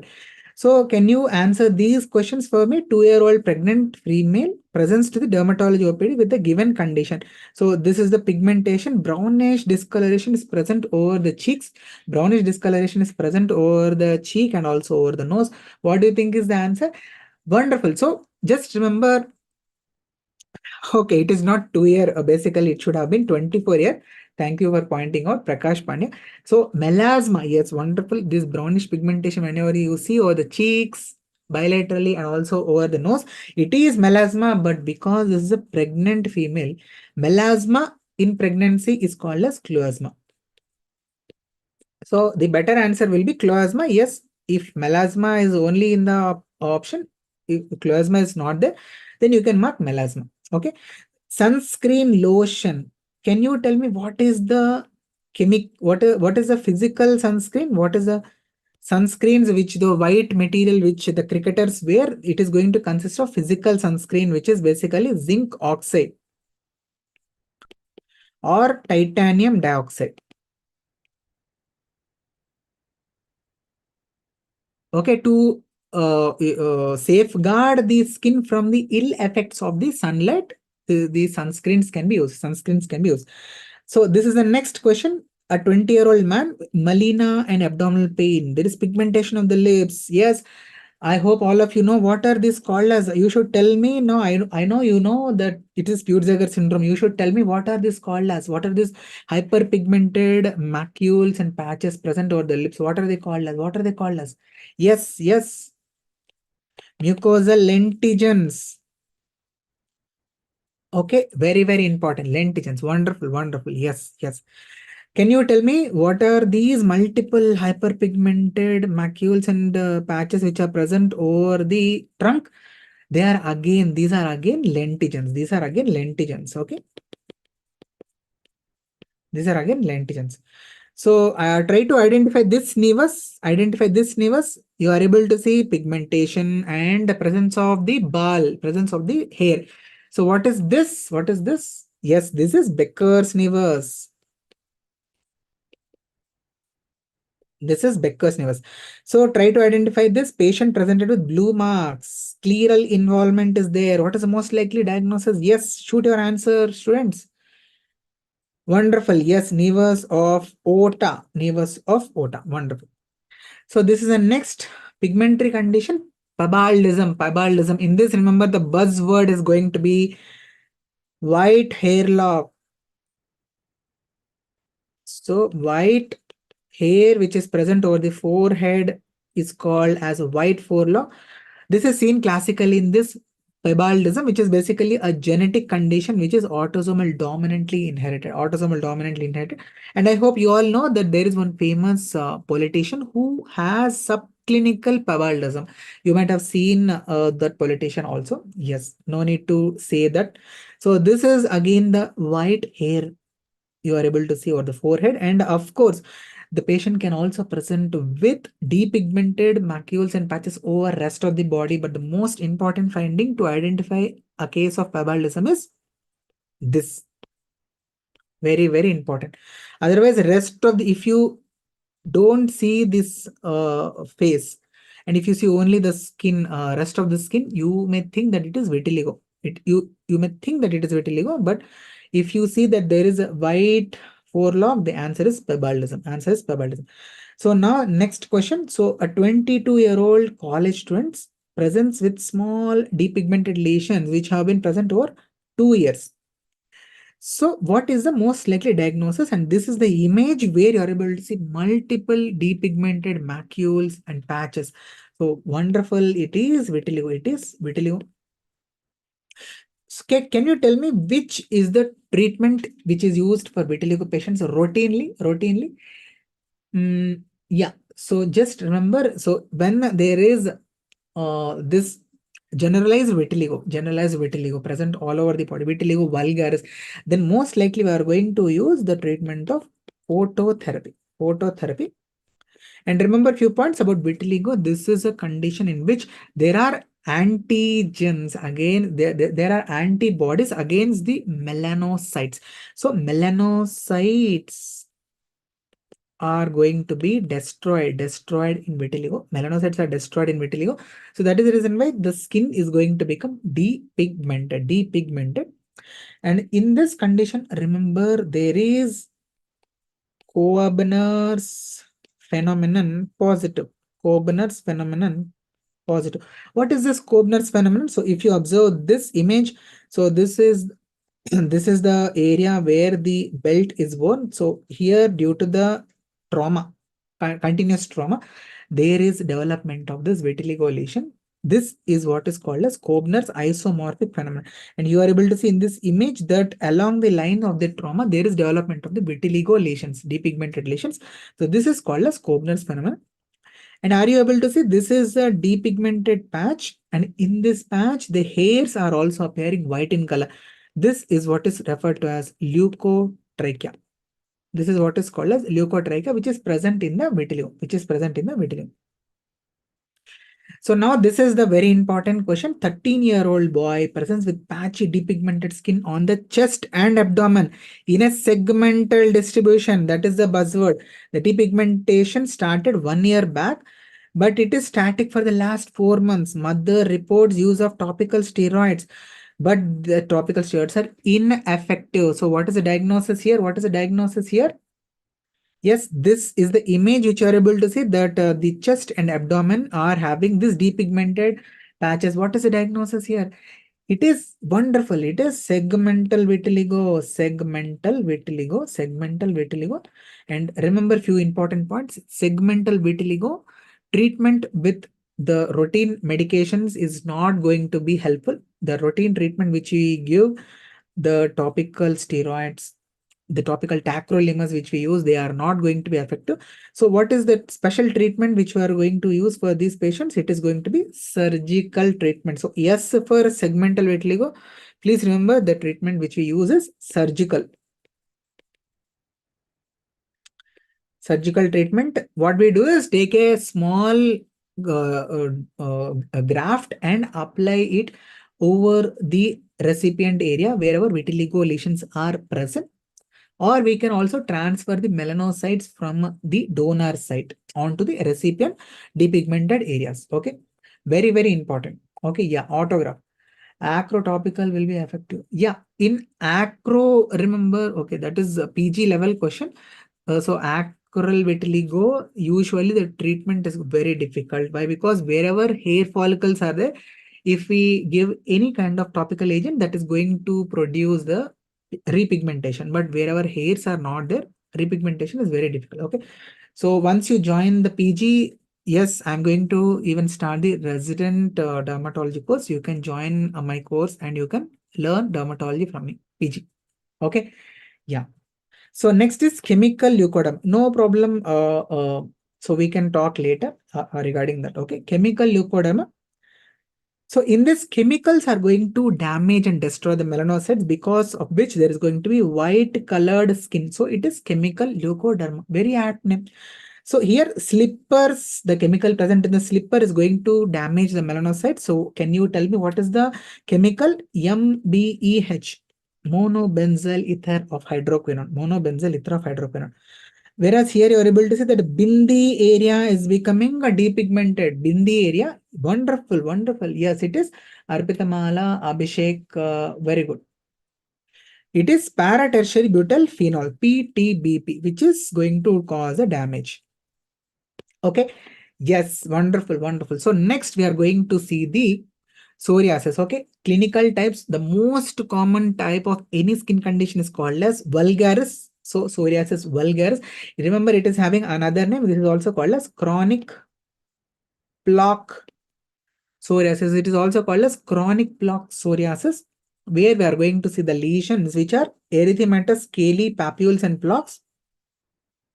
And this scaling is called as silvery white scales, and they are mainly present over the extensor aspect. You are able to see over the knees, over the lumbosacral area. So extensor aspect. And remember, psoriasis is also going to affect the joints. So are you able to see this patient is having these joints which are inflamed. So this is called as dactylitis. So this is psoriatic arthritis. And remember, just one point, treatment of the psoriasis in which joints are also involved is with methotrexate. So remember this one point, treatment is going to be with methotrexate. And one very important sign associated with psoriasis is Auspit sign, in which we are going to take the glass slide and select one psoriatic lesion, scrape that lesion until the scaling is completely removed. And finally, we are going to get pinpoint bleeding. This is the end point of Auspit sign, and it is seen in psoriasis. Very important. Very important. And here you are able to see small pinpoint bleeding spots. This is Auspit sign, which is positive. So please try to answer this question. Identify the type of psoriasis given in this picture, and you are able to see that there are small erythematous papules and plaques which are present over the body in a raindrop like pattern. So this is wonderful. Yes, it is guttate psoriasis. Few points related to guttate psoriasis. Remember, it is associated with streptococcal infection, group A beta hemolytic streptococcal infection. Number 2, the treatment of this guttate psoriasis is going to be with antibiotics, mainly macrolide group of antibiotics. Why? Because there is an infectious agent associated. Next, Auspit sign is seen in yes, it is psoriasis vulgaris. Okay. In the shown lesion, so this one, scratching leads to bleeding followed by further formation of similar lesions. So are you able to see? So Auspit sign is mentioned in the form of bleeding. You are also told that along the lines of the trauma, there is similar lesion production. So it is Kobner's phenomenon, which is mentioned here. So what is this suggest of? It is again suggest of psoriasis vulgaris. So the next MCQ says all of the following shows Koebner's phenomenon except. So you need to identify in which of the conditions we are not going to see the Koebner's phenomenon. Remember, Koebner's isomorphic or Koebner's isomorphic phenomenon can be seen in three important diseases of dermatology, which you can remember with the mnemonic PSLV, which the ISRO term stands for Polar Satellite Launching Vehicle. But in dermatology, it stands for psoriasis, lichen planus, and vitiligo. So the answer will be herpes. In herpes, Koebner's phenomenon is not going to be seen except herpes. Wonderful, wonderful. Yes. PSLV. Okay, Polar Satellite Launch Vehicle. Next is lichen planus. Lichen planus. So few buzzwords which you must know related to this lichen planus is, yes, they are going to be papules, which are plain topped, which are extremely pruritic, and they can also be plaques. So plain topped pruritic papules and plaques, which are polygonal in shape, will be shown, and they are mainly present over the flexors. They are mainly present over the flexors. Yes, the next is related to lichen planus in the mucosa. Remember, in the mucosa and also over the skin, we can see Wickham's striae. So what is this Wickham's striae? The underlying hypergranulosis in histopathology is clinically going to be appearing as Wickham's striae as a network like lacy pattern over the skin and in the mucosa. Remember this. So here you are able to see this beautiful network like lacy pattern present over the skin. Now coming to the nails, remember in this patient you are able to see that there are these lichen planus lesions. One second. One second.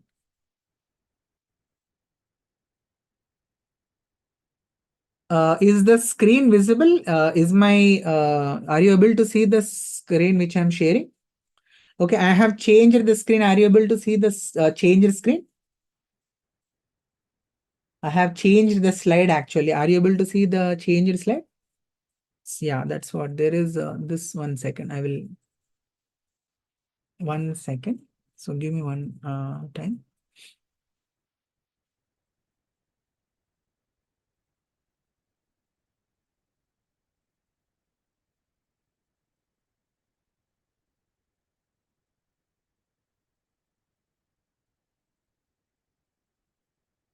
Yes, students, wonderful. You have really answered very good till now. So I would suggest you whenever you complete a session, try to go back and try to revise whatever is taught. This PDF is going to be available. Yes, Happy New Year. Screen is not visible because there is some small connectivity issue. Yeah, time in Akash Gupta, I can understand.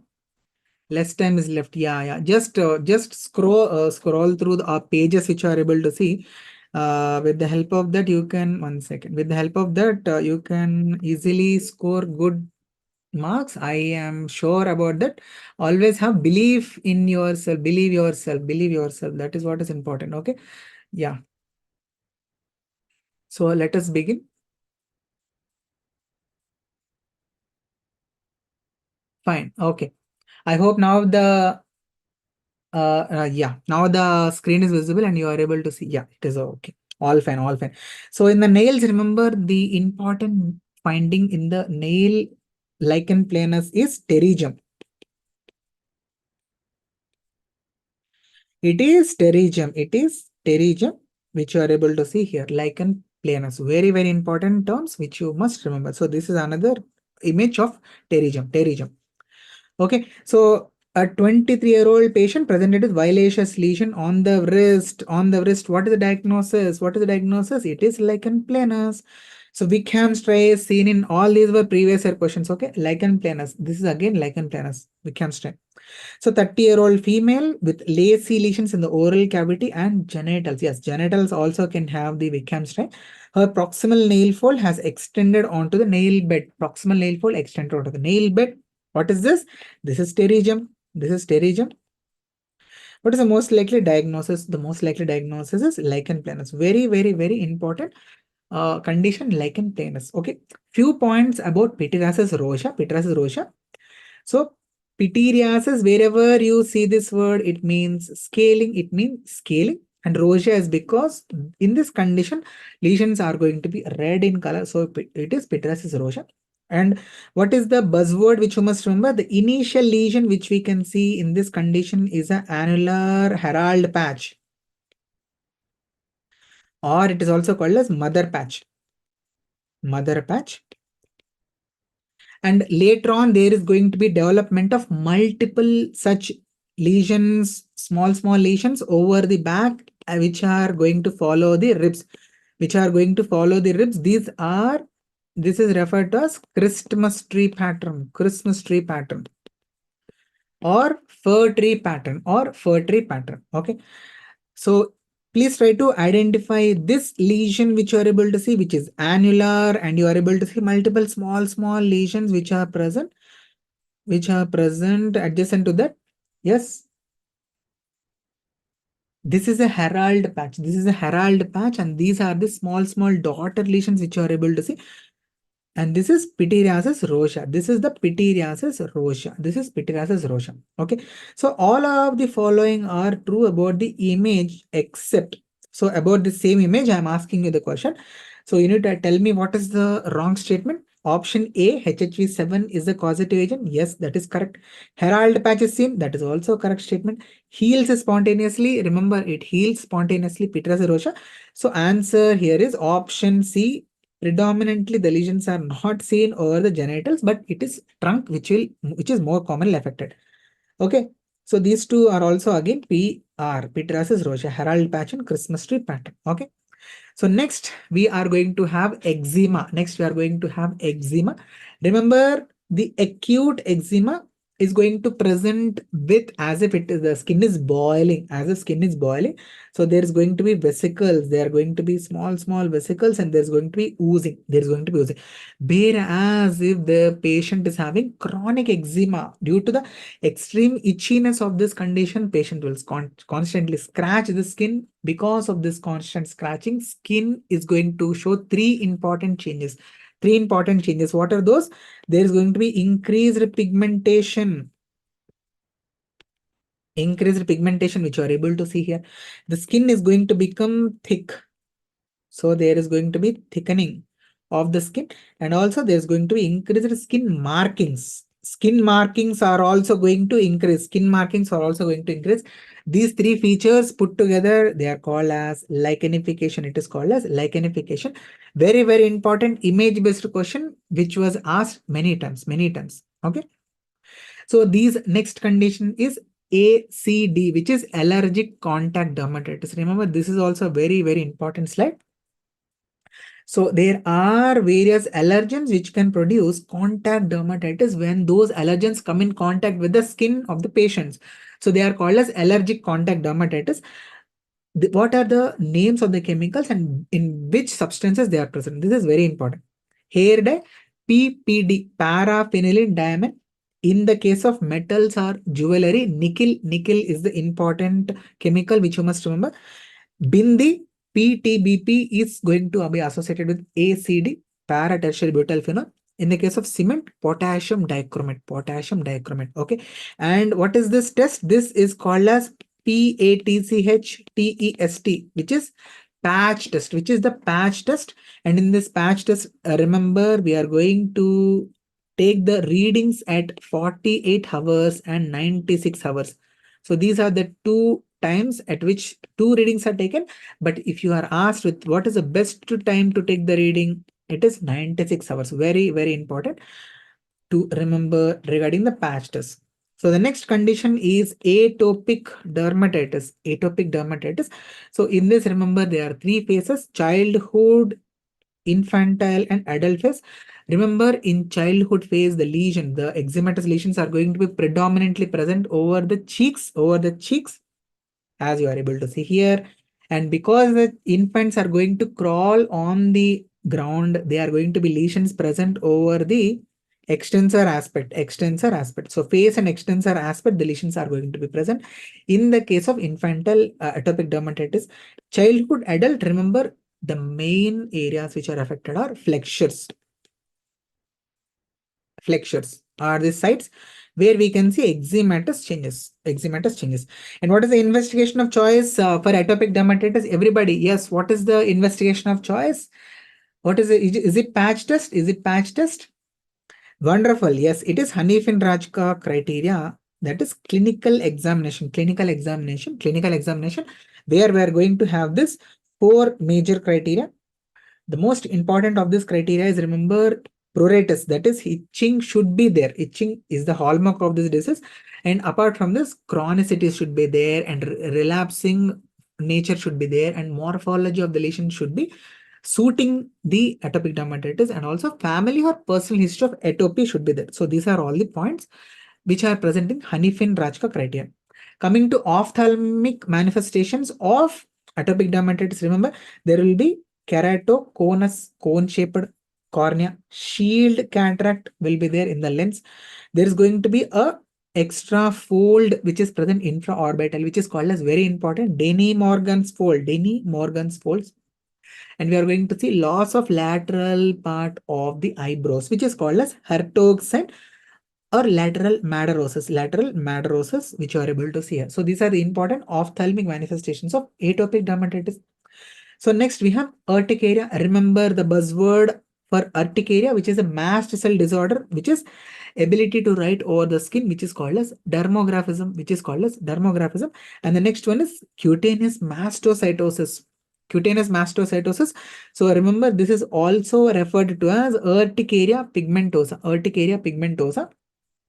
So in this, the children, most commonly it is seen in children, there will be hyperpigmented patches present. And if we stroke the skin of this, lesional skin of this patients of urticaria pigmentosa, we are going to see a wheal development. The development of the wheal. This is what is called as Derriere sign. This is what is referred to as Derriere sign. Very important, Derriere sign is seen in cutaneous mastocytosis, which is also called as urticaria pigmentosa, Can you tell me what is this yellow greasy scale which is present over the scalp of this child? What is this called as? Wonderful. This is seborrheic dermatitis. But can you give me the exact name of this seborrheic dermatitis? This is called as cradle cap dermatitis. This is called as cradle cap dermatitis, seborrheic dermatitis, which affects the children, which affects the infants. Okay. So next we have the bacterial infections. So let us begin with impetigo. We have 2 types of impetigo. We have non-bullous impetigo, which is also called as impetigo contagiosa, and we have bullous impetigo. Remember, in the case of the non-bullous impetigo, the most common causes streptococcus. The most common causes group A beta hemolytic streptococcus. Why is it important? Because there is a complication associated with this condition, which is called as post-streptococcal glomerulonephritis. Very, very important. Very, very important. And clinically, how does it manifest? It is going to manifest with golden colored crust, golden yellow or golden brown colored crust. Very, very important. This colored crust, this golden yellow colored crust is present in the case of impetigo contagiosa. Whereas in bullous impetigo, remember, the organism is only and only it is staph. It is only staphylococcus. Yes, honey colored crust. Wonderful, right?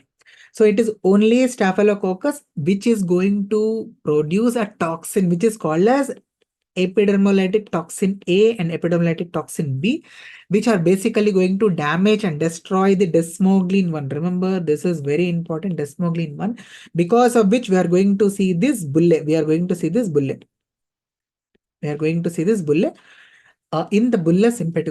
In the bullous impetigo. And just if we extend this concept, I will tell you there is one condition which is called as staphylococcal scarlet skin syndrome. So in this condition, what will happen? Yes, the same staphylococcus, it is going to spread hematogenously. And now this toxin is going to get deposited everywhere on the skin because of which there is going to be destruction of the desmoglein 1. So now the child is going to present with this subcorneal split, which is present all over the body. This is what is referred to as staphylococcal scalded skin syndrome. Staphylococcal scalded skin syndrome. Staphylococcal scalded skin syndrome. Okay, next we have the two conditions which are erysipelas and cellulitis, in which the patients are going to present with fever, constitutional symptoms, malaise. All of these will be there, and along with that, what will be the skin manifestation? Now that is important. In the skin, if there is a well-defined or well-demarcated, margined erythematous block, like which you are able to see in this image, which is well-defined erythematous block, which is called as erysipelas, and please remember the cause here is group A beta hemolytic streptococcus, GABHS, and the involvement is going to be upper level, upper half of the dermis in erysipelas. Whereas the next condition is cellulitis. In cellulitis, remember the infection is going deeper. It is deeper. It is involving the subcutaneous tissue.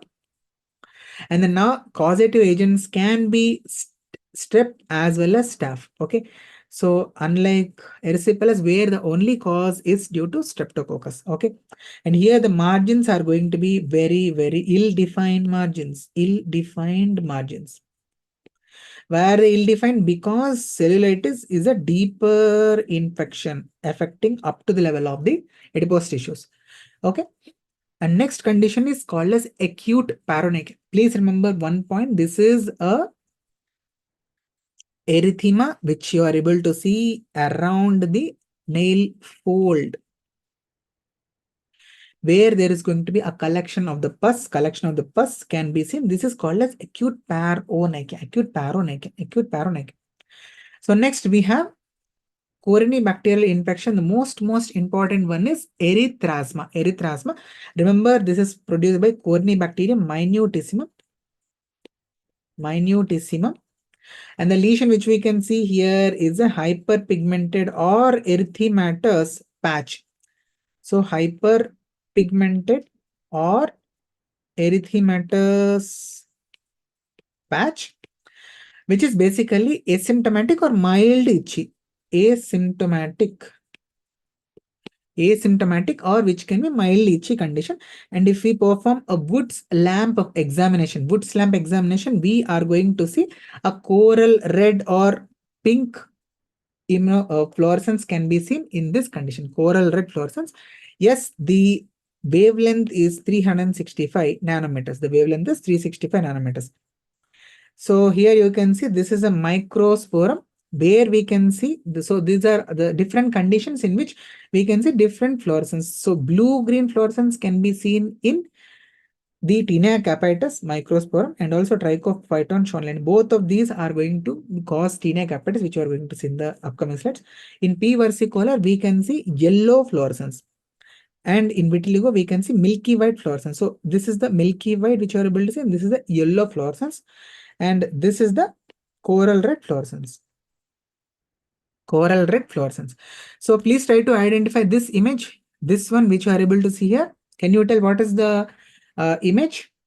Wonderful. It is carbuncle. It is uncle carbuncle. Okay. Can you identify this image where you are able to see this honey colored yellow, golden yellow colored crusting? Golden yellow colored crusting. This is the impetigo contagiosa. This is impetigo contagiosa. And the common complication associated with this condition, can you tell me what is the common complication associated? Yes. Yes, all the students from the YouTube,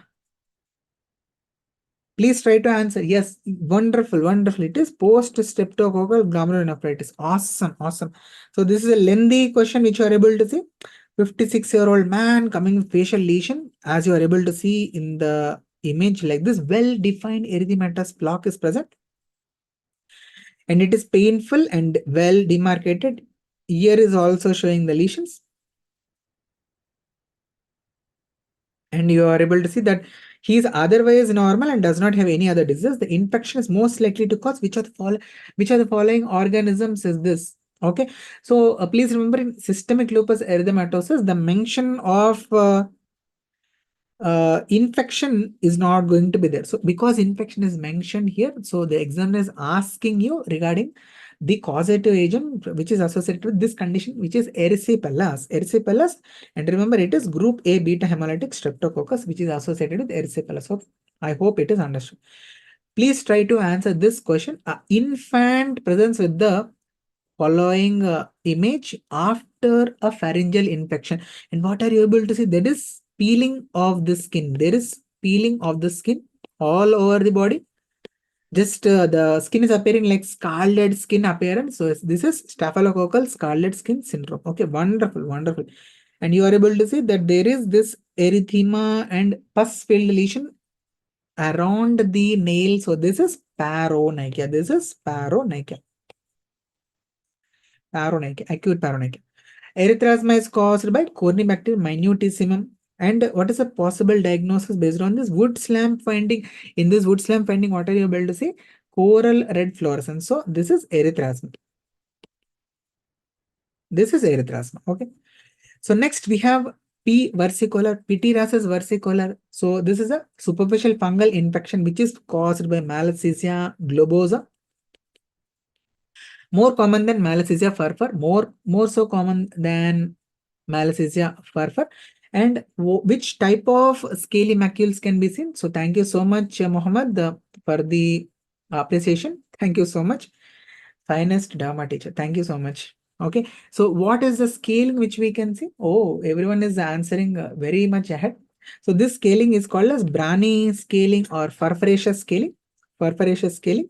And these scales are going to be present perifollicular scaling.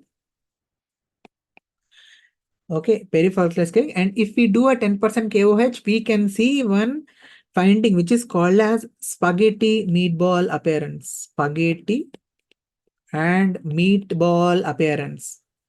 Meatball appearance, which you are able to see here in this image, spaghetti meatball. And on wood slab examination, we can see that there will be yellow fluorescence in P. versicolor.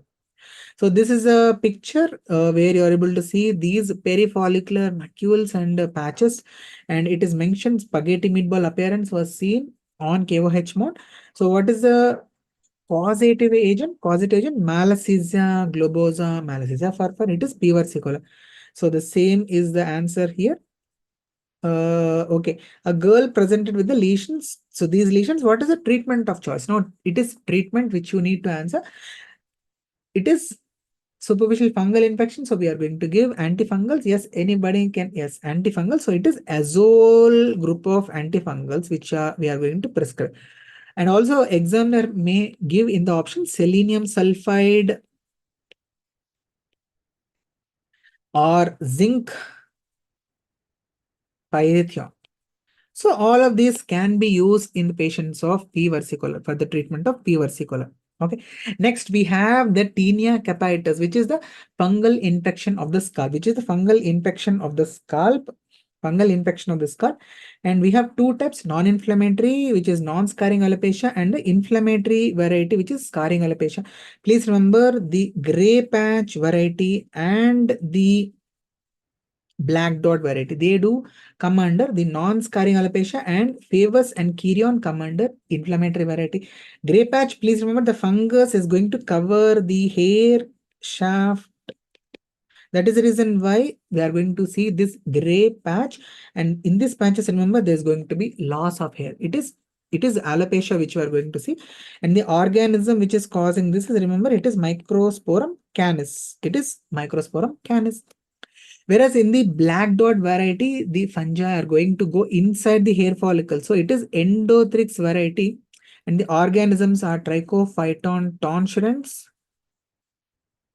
and Trichophyton violation. As you can see here, small black dots can be seen in this patch of hair loss. So that is the reason why it is called as black dot type of tinea capitis. Next, we have Kirion. So in the Kirion, remember the buzzwords which you must remember are a child who is coming with this kind of a boggy swelling inside which there can be pustules present, and the hair is easily pluckable hair, and there is pain and also lymphadenopathy present. So these are all the features of Kirion. These are all the features of Kirion. Whereas in favors, remember few important points. The causative organism is Trichophyton Sean Lenny, and there is a yellow colored crust which is called as scutula. So you are able to see this is the scutula in the case of favors. Yeah, and in the Kirion, remember the causative agents can be Trichophyton mentagrophytes and Trichophyton verrucosum. These were also asked previously, so very important to remember the names of the organisms also. Okay. So there is one type of tinea which is called as tinea incognito, which is due to steroid modification which happens in the tinea. So the steroids which are applied, they are going to modify the tinea, because of which there is going to be reduced itching and reduced scaling. So this is referred to as steroid modified tinea, which is also called as tinea incognito. I hope you all know this incognito mode and what are the uses of this incognito mode on Google. Okay. So next, I hope Candida. Okay, you might be knowing this. So please try to answer. You are able to see in the image, you need to identify the false statement related to this image. What are you able to see? This is the tinea cruris, which you are able to see erythematous annular lesion present in the groin. So this is also called as dhobi. This is also called as jock itch. This is common in tropics. Okay, but the causative agent is not Candida. So answer is option D. Okay. And this is a boggy swelling over the scalp. What is a possible diagnosis? It is Kirion. Wonderful, wonderful. Okay, Tinea corporis gladiatorum involves. Tinea corporis gladiatorum is going to be involving. Yes, it is a tinea infection affecting the trunk. Okay. You are able to see that there is a 20-year-old patient who is presenting with extremely itchy lesion on one arm. And if you observe the lesion, it is having one annular lesion, and inside this, there is another annular lesion. So this is referred to as tinea imbricata. Just remember this term, tinea imbricata, in which we are going to see concentric rings of itchy annular lesions of tinea. Very important. Okay. Next, we have subcutaneous mycosis. In which, please remember, there is going to be a common history. Farmer, a rose gardener who is coming in contact with some material which can pierce the skin, and that is going to insert the fungi into the skin. So this is also called as implantation mycosis. And the three important diseases you must remember are sporotrichosis, mycetoma, and chromoblastomycosis. These are very important. Sporotrichosis, few points to remember. This is also called as rose gardener's disease. Sporotrichosis is also called as rose gardener's disease. And it is caused by this dimorphic fungi. It is Sporothrix shinki, in which the lesions are going to be nodular ulcerative lesions along the lymphatics. We can see. And please remember, we can see in the histopathology, asteroid bodies. We can see asteroid bodies. Asteroid bodies can be seen. Asteroid bodies are not specific for sporotrichosis. They can also be seen in other subcutaneous mycosis also. Okay. So next condition is chromoblastomycosis. Chromo is color. So what is the color thing here? So the fungi here are color, the pigmented dematicious fungi. They are called as Fiolophora compactum, Fiolophora verrucosum. You might have read this in your micro. So this chromoblastomycosis is going to present with verrucous lesions over the skin. That is the reason why it is also called as verrucous dermatitis. It is called as verrucous dermatitis. And if you see the 10% KOH mount, you are going to see that they are going to be Copper penny bodies. Copper. Wonderful, wonderful. Or if you know the answer already, guys. Awesome. Copper penny bodies. And these are also referred to as muriform bodies. Muriform bodies, sclerotic bodies. All these are the same name. Medullary bodies. Anything can be mentioned in the MCQ. Okay, medullary bodies. So this is the verrucous lesion which you are able to see. And these are the copper penny-like appearing bodies which can be seen in chromoblastomycosis. So very important, try to answer this question. A patient from Himachal Pradesh gets a thorn prick from a rose, subsequently presents with a verrucous lesion. So what is the diagnosis? What is the diagnosis? So that's why very important. What is very important is what is the final appearance of the lesion is very important, not the thorn prick or whatever prick. Okay, it can be any prick, but finally if verrucous lesion is present, so verrucous lesions are seen in chromoblastomycosis, verrucous dermatitis. So read the question very carefully. Don't jump into conclusion. Don't read the first option and mark it. Please read all the options and also read the question very, very carefully. This is very important for your exams. Okay. So this is the next condition which is called as mycetoma, which is mycetoma. There can be bacterial cause of mycetoma or there can be fungal cause. If it is bacterial, it is actinomycetoma. If it is fungal, it is eumycetoma. And important feature to differentiate these two conditions is that color of the granules. Color of the granules. So in the case of bacteria, it is going to be pale colored granules. Whereas in the case of eumycetoma, the granules are going to be dark in color. So we have these three features which you must remember. GST. GST, I hope you all know this is a movie which was made by RGB. Okay. So what is GST here? Granules, sinus tracts, and tumefaction. Tumefaction is swelling. So in the patients of mycetoma, you can see that the lesion is going to be swollen. Wherever the lesion, the foot, for example, it is going to be swollen, which is called as tumefaction. There are going to be sinuses present inside the swollen foot or whatever structure it is, from which granules will be coming out. So GST, this is an important triad which we can see mycetoma. And now please try to answer this question. A farmer comes to skin OPD, painful, swollen foot. There are sinuses. There are grains which are coming out. And what are those grains? They are dark grains. So gram stain is negative. Which of the following is the most probable? So you need to tell me what is the answer here. So the answer is going to be eumycetoma. Wonderful, wonderful. Why it is eumycetoma? Because it is fungal. So gram stain is negative, and also the dark grains are given in the question. Okay. So now this is a viral infections topic. So herpes simplex virus 1 is going to manifest with skin lesions present above the umbilicus. That is how you remember HSV1 above, HSV2 below the umbilicus. So orolabial herpes, which is also called as fever blister or cold sores, is going to present with multiple grouped vesicles which are present periorally. Now coming to varicella zoster virus, very, very, very important. So this is going to produce two important diseases.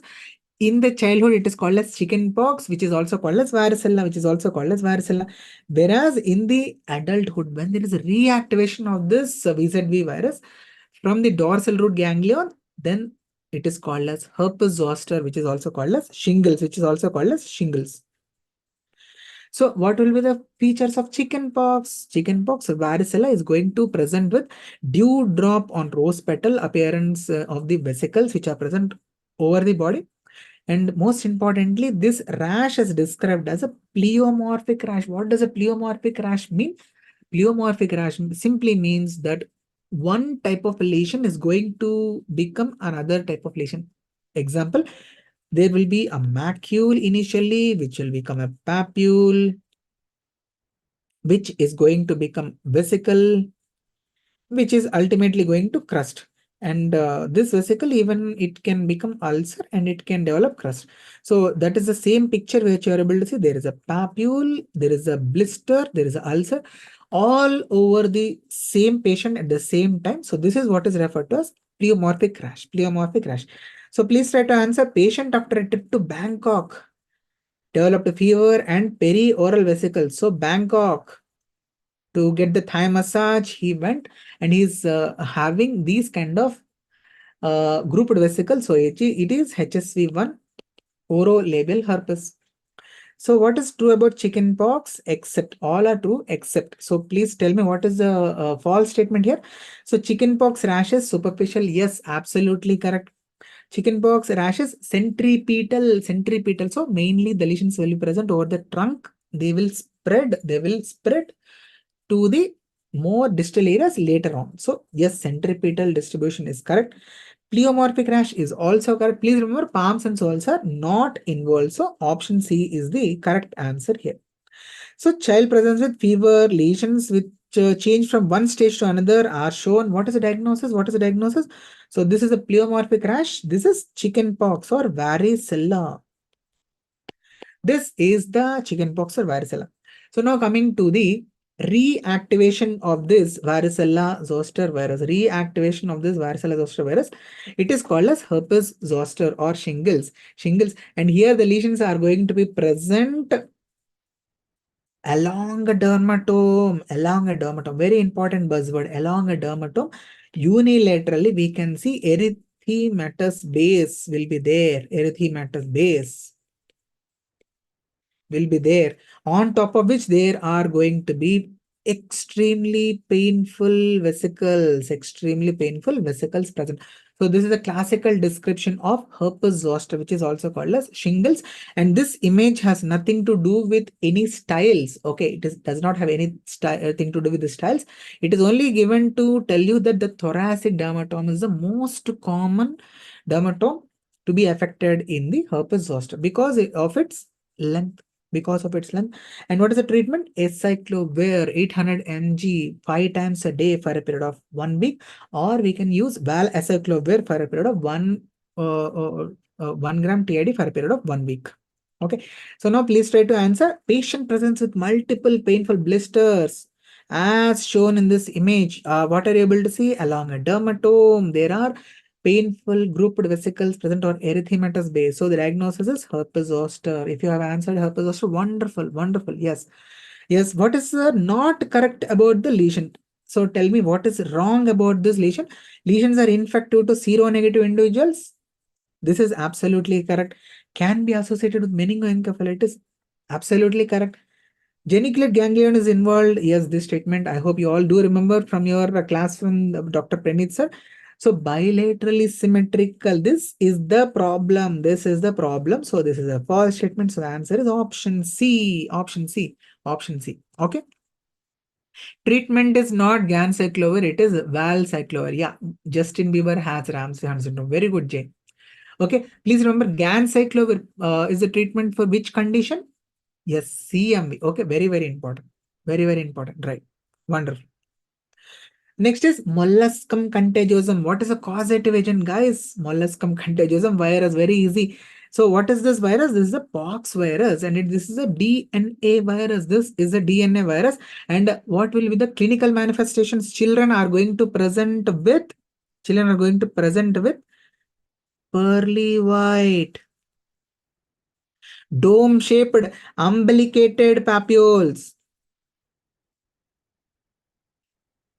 Umbilicated papules will be present, and if you observe carefully, these papules are present in a row, in a linear fashion along the lines of the trauma. So what do you call this as? Pseudo-Koebner's phenomenon. So Koebner's psoriasis, lichen planus, vitiligo, wherever there is autoimmunity, we call it as Koebner's phenomenon. Wherever there is auto inoculation, we call it as pseudo-Koebner's phenomenon. And apart from molluscum contagiosum, please remember, even in warts, we can see pseudo-Koebner's phenomenon positive. Wonderful. All of you already know the answer. I don't know why you're watching this. Very good. You are going to rock this exam. Okay. Yes, treatment is going to be usually it is self-limiting. If we don't do anything, also the lesions are going to heal. But parents, okay. So most commonly molluscum contagiosum occurs in children. Okay, the parents or the siblings also can have these lesions, okay, because of the inoculation of these viral particles. And parents, they don't listen to whatever we say. They ask for some kind of a treatment. Doctor साहब आप कुछ treatment कर दो, ऐसा नहीं छोड़ सकते. So what we can do is we can do curettage, radio frequency cautery, or we can also do cryotherapy. We can extirpate the muscum contagiosum lesions. And also remember, we can apply the topicals, like for example, potassium hydroxide and trichloroacetic acid. And yes, the most important pathology related bodies which we can see are referred to as Henderson Patterson bodies. Yes, this is also very important for you to remember. So next is warts and the classification. Please remember, warts are produced by HPV, human papilloma virus, and this can cause the non-genital lesions and genital lesions. So non-genital warts, and genital area, the lesions are called as condylom acuminata. Okay, condylom acuminata we'll see in the other parts. So remember, non-genital, the most common presentation is called as verruca vulgaris, which is going to present with verrucas, that is rough surfaced lesions over the body, rough surface lesions over the body. And yes, various types of warts are there. You can remember that with the help of this particular table which I have drawn here. So remember, laryngeal papillomatosis, I hope you might have heard this. So LARYNX, how many letters are there? 6. So HPV-6 is associated with laryngeal papillomatosis. Butcher, Butcher's warts can be seen. These are associated with HPV-7. PUTCHER, 7 letters. So butcher wart.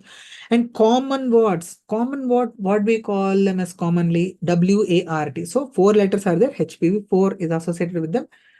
Okay. Next, we have this 1, 2, 3, 1, 2, 3, which you can remember with DSP, DSP. So DSP, D for deep plantar wart, S for superficial plantar wart, and P for plain wart, P for plain wart. Okay. DSP, deep plantar wart, superficial plantar wart. And finally, we have E, epidermodysplasia verruciformis. E is the 5th alphabet. So HPV subtype 5. So with the help of this, you can remember all these words. Treatment is we can cauterize these lesions with radiofrequency cautery or electrocautery, or we can use cryotherapy also for these lesions. Okay. Treatment. See, remember in dermatology, the diagnosis and investigations are very important rather than treatment. Remember this. This is the enteroviral infections which we can see. This is where you are going to see this vesicles which are present over the hand and also foot. Even the mouth can also have this erosion. So can you name what is the disease? Yeah, it is hand, foot, mouth. This is wonderful, wonderful. What is the etiology? It is Coxsackie virus A60 and also enterovirus 71. And what are the lesions? Yes, they are vesicles, which we can see hand, foot, mouth disease. Next, we have this Hansen's disease. So indeterminate leprosy, few points about this indeterminate leprosy. Remember, this is the condition where we are going to see a single hypopigmented patch present over the face, which you are able to see here. So the very close differential for this condition is what is called as pityriasis alba. Pityriasis alba.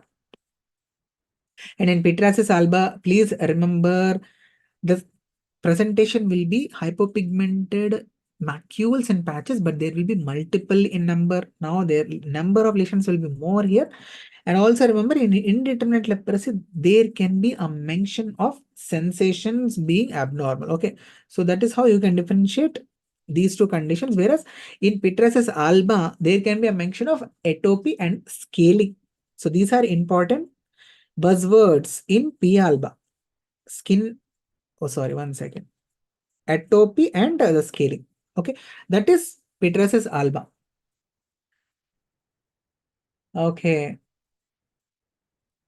So next we are going to see the leprosy related clinical features. So very quickly we are going to see what will be the features of each of this. Okay, right. TT Hansen's disease. So this is at one pole. Remember, we are going to see saucer right way up shaped annular blocks in TT Hansen's disease. TT Hansen's disease. and center of the lesion will be very, very clear. Center will be very clear. Next one is BT, borderline tuberculoid. Remember the buzzword in borderline tuberculoid is small, small, tiny satellite lesions. Very, very important. Satellite lesions. So BT, remember it as Bharat. So in Bharat, I hope you all know that we have launched many satellites off late recently. So with the help of that, you can remember Bharat, BT Hansen's disease has satellite lesions. Satellite lesions. Okay. Next condition is borderline, borderline. There are many buzzwords related to this. Remember, there are polymorphic skin lesions in this condition, polymorphic skin lesions. And also remember, there is inverted saucer shaped lesions present in borderline, borderline leprosy. And also you can see geographic or map-like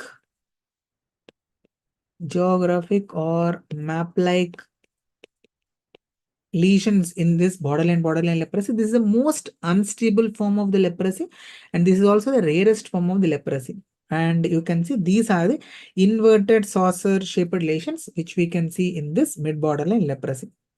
Next, we have the lepromatous leprosy, in which the buzzword which you must, yeah, very good, Dr. Smell. Yes, Swiss cheese pattern. Yes, that is the another buzzword, Swiss cheese pattern. And also punched out lesions, So all these are very important. Punched out lesions are present in borderline leprosy. So this is the lion-like face. So this is leonine facius, leonine or lion-like face, which we can see in the patients of lepromatous leprosy. And there can be glove and stocking type of anesthesia and also madarosis, loss of the eyebrows. So next we have these lepra reactions, which are the acute inflammatory states which can be present in the chronic condition, which is leprosy. So in this, remember type 1 lepra reaction, type 2 lepra reaction. By adding the type of gel and Coombs hypersensitivity, we should finally get the alpha, the number 5, So type 1 lepra reaction plus type 4 hypersensitivity will give us number 5. Type 2 lepra reaction plus 3 is going to again give us 5. Okay, why is it important to remember this? You will understand the concept, guys. So in type 2 lepra reaction, it is the type 3 hypersensitivity reaction. So what will happen in type 3 hypersensitivity reaction? There will be antigen antibody, the complexes will be present. These complexes will be present and they will be hematogenously spread through entire body, because of which there are going to be new erythematous tender nodules produced. They are called as erythema nodosum leprosum. So there will be new lesions. There will be new lesions over the body. Whereas type 1 lepra reaction, because it is a type 4 hypersensitivity, it is a cell-mediated immunity. So whatever are pre-existing lesions, they are going to become swollen and inflamed. And also nerve involvement can be seen in type 1 lepra reaction. Very, very, very important treatment. What is the treatment which you are going to give? Continue MDT. When a patient presents with lepra reaction, continue MDT. Along with that, give steroid. That's all. That is a simple point. Which you should remember. 1 or 2, continue MDT, give steroids. Coming to the National Leprosy Eradication Program. So according to this, the paucibacillary and multibacillary treatment was previously different, but now according to this national strategic plan and roadmap, the treatment is now a little bit changed. So in pauci as well as multibacillary, the treatment is going to be with the same 3 medications. What are those? Yes, type in the answer, the comment section. Rifampicin, dapsone and clofazimine. Rifampicin, dapsone, clofazimine. Wonderful. So rifampicin dose is going to be 600 mg once in a month. Dapsone dose is going to be 100 mg daily. So if you remember these two, 600, 100, 600, 100, just half these numbers, you are going to get the dose for clofazimine. So what is the half of the 600 mg of rifampicin? 300. So that is going to be the once a month dose of clofazimine. What is the dose of dapsone? It is 100 mg. So half that 50 mg daily is the dose for clofazimine. Okay. So duration is PB 6 months and MB for a period of 12 months. Wonderful, wonderful. Yes. So patient presented with hyperpigmented rash. with satellite lesion. So what is the diagnosis? Satellite. Yes, shoot your answer in the chat section. Fast, fast. Wonderful. It is BT. Swiss cheese lesion is characteristic of borderline or mid borderline. Wonderful. All are used for diagnosis of leprosy except, so what is that which we cannot use for the diagnosis of leprosy? Clinical examination can help to diagnose. Skin biopsy can help. Slit skin smear can show acid fast bacilli. Lepromin test is just for telling the prognosis. It is not useful for diagnosing leprosy. Very good. Thalidomide is mostly effective in, yes, thalidomide is a teratogenic medication which was previously used for morning sickness, which produced phocomelia. Yes, it is mostly effective in lepra 2 reaction. Lepra type 2 reaction. Very, very important to remember. So now we are going to see the viral warts which can affect the genitalia, which are called as anogenital warts, and these are also referred to as, this is also referred to as condyloma acuminata. Very, very important for you to remember. Acuminata, wherever you hear this word, remember pointed. Clinical acumen. What does clinical acumen mean? Acumen means pointedness, very sharpness, clinical sharpness. So pointed acuminata. Very important. Why? Because there is one more term called as condyloma lata. I will tell you where it can be seen and how it appears. So anogenital warts, there will be verrucous lesions present in the genitalia, as you are able to see over the coronal sulcus and the glans penis. And if the anogenital warts are very giant, very big in size, they are called as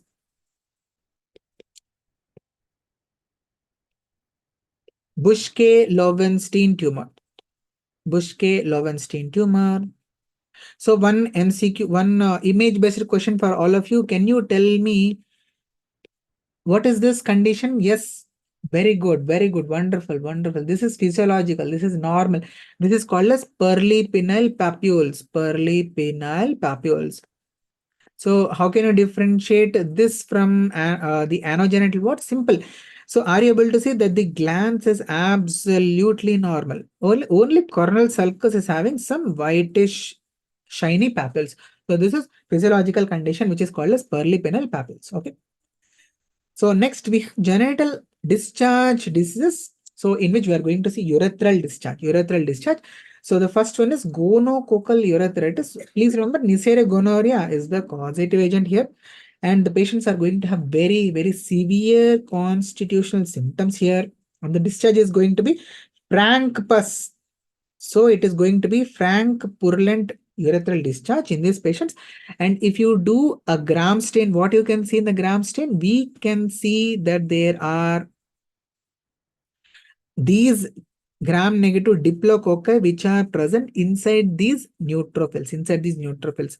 Okay, very, very important. Gram-negative cocci can be present in gonococcal urethritis, whereas in the case of non-gonococcal urethritis, which is produced by Chlamydia trachomatis, most importantly, Chlamydia trachomatis, we are not going to see these gram-negative diplococci. We are only going to see just the neutrophils. We are going to see the neutrophils, and also constitutional symptoms are not very severe, and there is going to be scanty mucoid discharge. And what is the kit which you are going to use in the patients of the urethral discharge? What is the kit? Wonderful. It is gray kit, which is kit number 1. Kit number 1 is used for urethral discharge. Okay, urethral discharge, which is going to consist of azithromycin 1 gram and cefixime 400 mg 1 gram, 400 mg single dose. Yes, cefixime and azithromycin. Right, correct. Next, we are going to see the sexually transmitted disease. So this is the acquired syphilis, which is going to present with initially genital ulcer, which is going to be a single ulcer, which has clean base, and it is painless, and there is no bleeding on touch. And can you tell me what is another characteristic? If you palpate this, whether it will be indurated or non-indurated, it will be indurated, button-like induration will be there. Hard chancre is the other name for this syphilitic genital ulcer. And how will be the inguinal lymph node? Please remember, they are going to be absolutely painless. painless. And what is this investigation which you are able to see? This is dark ground microscopy. This is dark ground microscopy. Okay. This is the dark ground microscopy in which we can see corkscrew motility. And when this Treponema pallidum spreads through the blood and when it affects the other body parts, we are going to see few important findings, one of which is this in the secondary syphilis, condyloma lata. Condyloma lata, in which we are going to see this broad, moist erosions near the genitalia. Not only that, we are going to see hyperpigmented macules and patches which are present over the palms and also soles. These are called as palmar syphilids. And there is one very important named sign associated with this finding. Can anyone tell what is the name of this? Yes, anyone? Can anyone? I will give you the clue. It is called as BO sign. It is called as BO sign.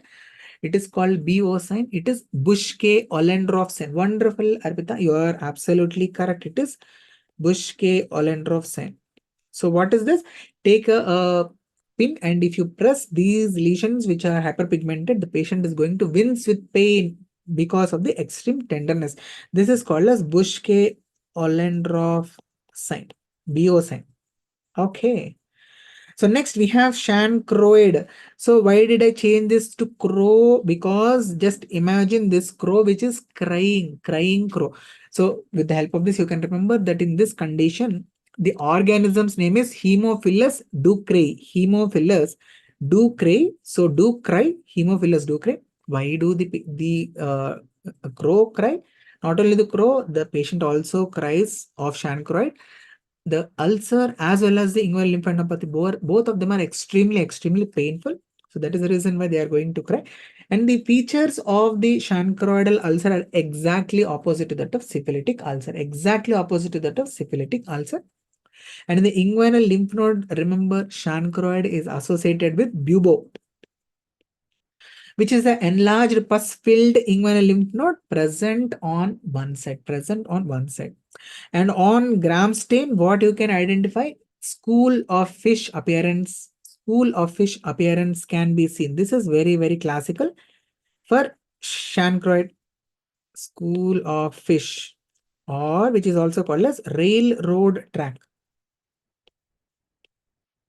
Railroad track appearance can be seen. What is the treatment? What we can use for chancroid? Yes, it is macrolide, which is azithromycin. 1 gram stat can be used. And basically, the school of fish appearance is due to the gram-negative cocobacilli which are present one after the other. Okay.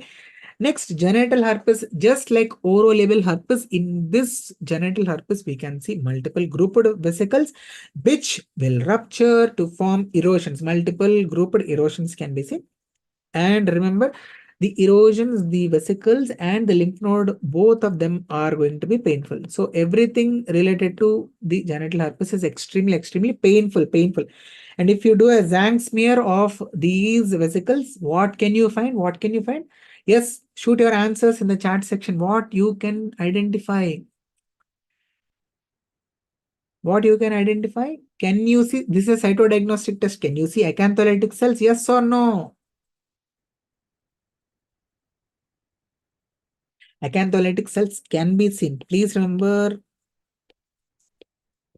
in genital herpes, we can see acantholytic cells. We can also see very good, Arpita Oppenheimer. Wow, what a name, Oppenheimer. Now I became the god of death. Swikriti, very good. Multinuclear, yes, MNGCs. Multinuclear giant cells and acantholytic cells, both of them can be seen. What is the treatment? Yes, it is antiviral. So we are going to give acyclovir, which is given for a period of 7 days, 1 week. And there is no need for treatment of the partner. Why? Because these viruses, they are going to lie dormant and they are going to come back onto the skin producing these vesicles. So there is no use of giving the treatment to the partner. Kit number 5 it is. Yes. The next condition is donovanosis, which is also called as granuloma inguinal and granuloma venereum. This was also asked many a times. Please remember the other names are also very important. In the exam, you might be knowing the other features, but if you don't know the other names, synonyms, you're stuck. You cannot answer. So remember, donovanosis is also called as granuloma inguinal or granuloma venereum. And the organism is Klebsiella granulomatis, granulomatous, and the genital ulcer is described as beefy red, very red color. It will be due to the granulation tissue which is present, and this is going to very easily bleed on touch. This is going to bleed on touch, and the inguinal lymph nodes are absent here. Very important. Inguinal lymph nodes are absent, so this is called as in the area of the inguinal lymph nodes, there is going to be subcutaneous nodules, but not lymphadenopathy. So that is the reason why this is called as pseudobubo. Very important. And on investigation, crushed tissue smear, we can see this safety pin appearance.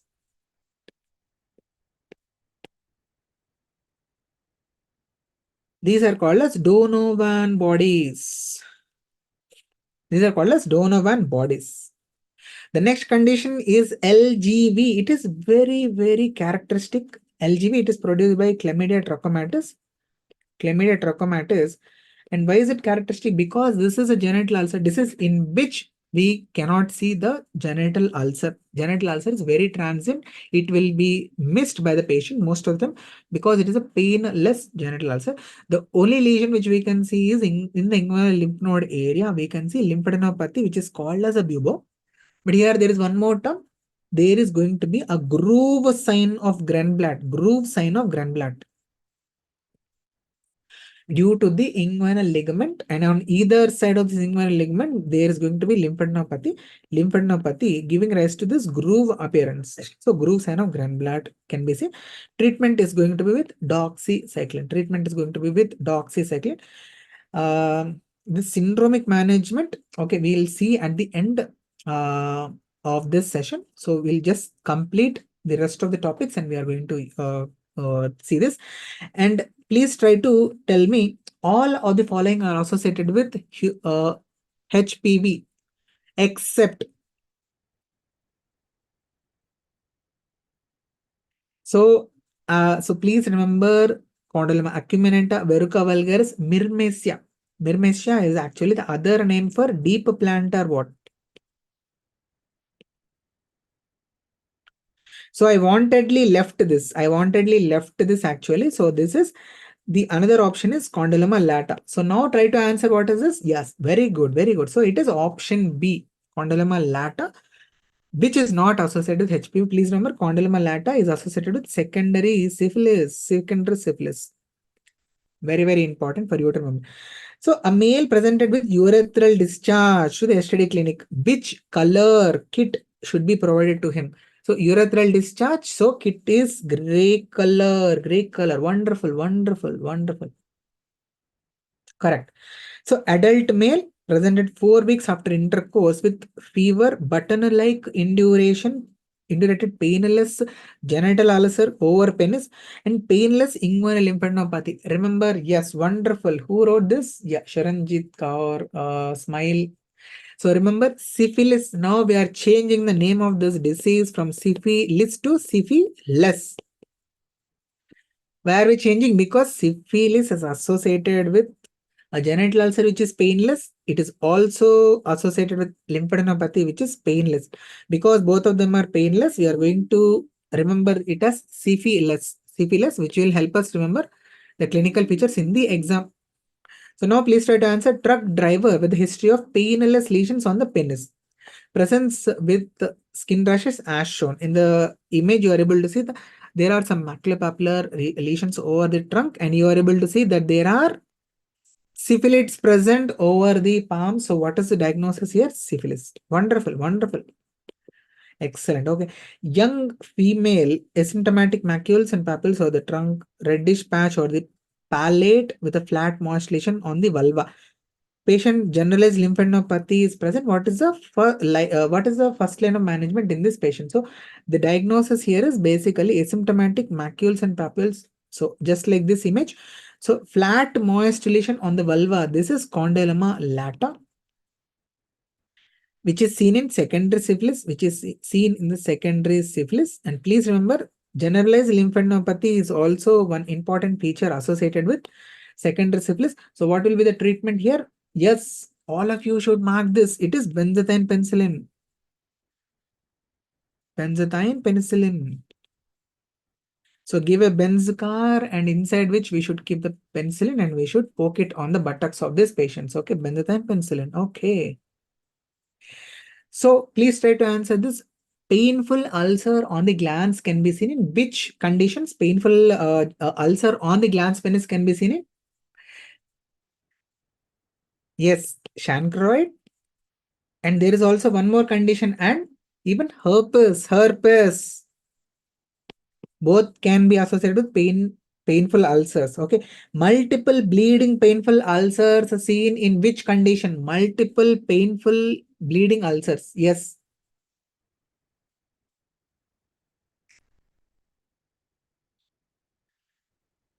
So please see this word carefully. Painful. Okay. So please remember in donovanosis, bleeding will be there, but painful ulcers are not there. So answer here is going to be chancroid. Alright guys, please remember the organism associated with chancroid is Haemophilus ducreyi. Haemophilus, guys, it loves blood. Haemophilus. So it will cause bleeding. Haemophilus, blood loving. Groove sign is seen in two conditions. Groove sign can be seen in LGV and also chancroid. LGV and chancroid, okay. And this is Suraksha Clinic. This was also given in the image and asked previously. This is the symbol of Suraksha Clinic. Please identify that.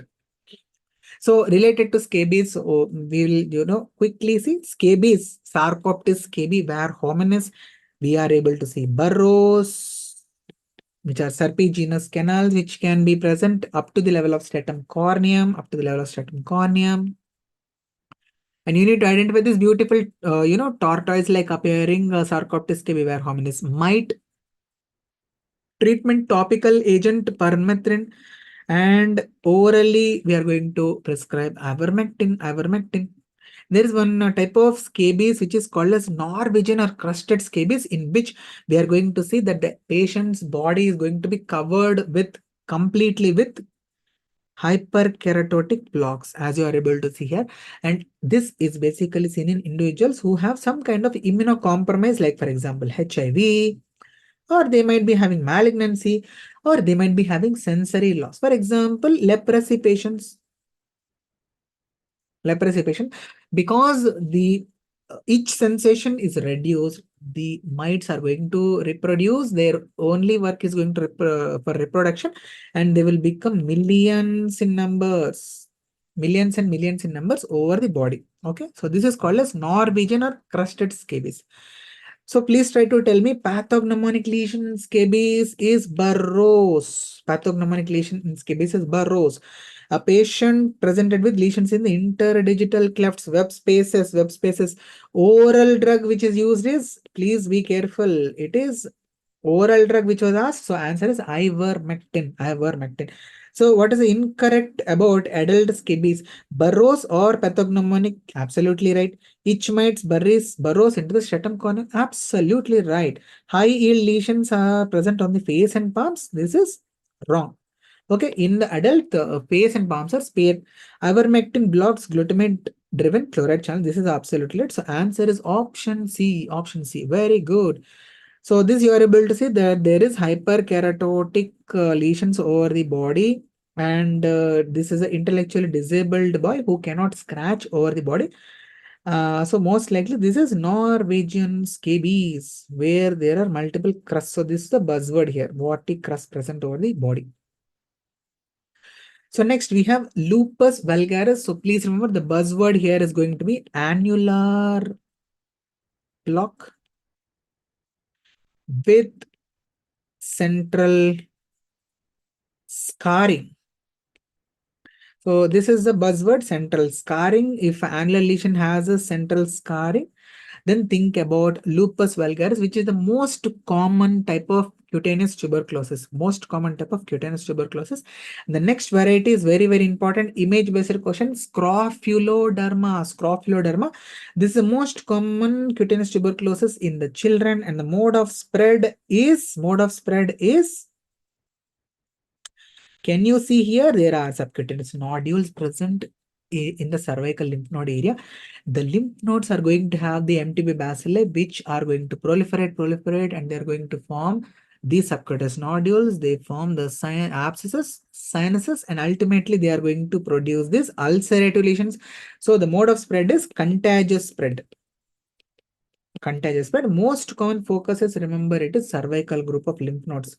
Cervical group of lymph nodes. Very, very, very important. This was asked as an image, and in the options, scrofuloderma was not there.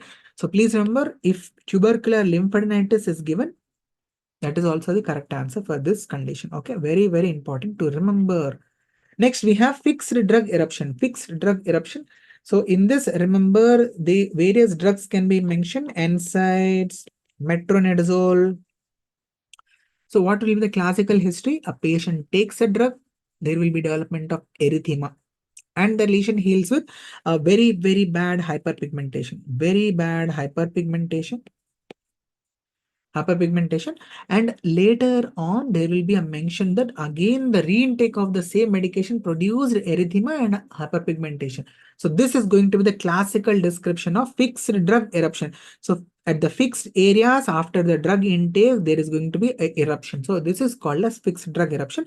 So you can say this is the bad hyperpigmentation which can develop in FD. Okay, very important. The next condition is called as erythema multiforme. Erythema multiforme. Please remember, the most common infectious etiology for this is herpes. So it can be herpes, oral herpes, it can be herpes genitalis, after which there will be a development of this target lesion, which is also called as iris lesion, which is also called as bull's eye lesion.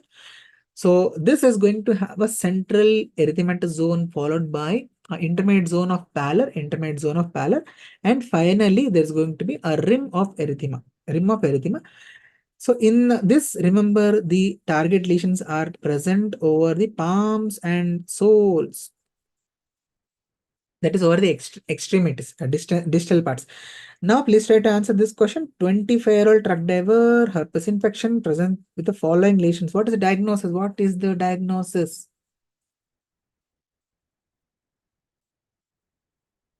Yes, Dr. AK.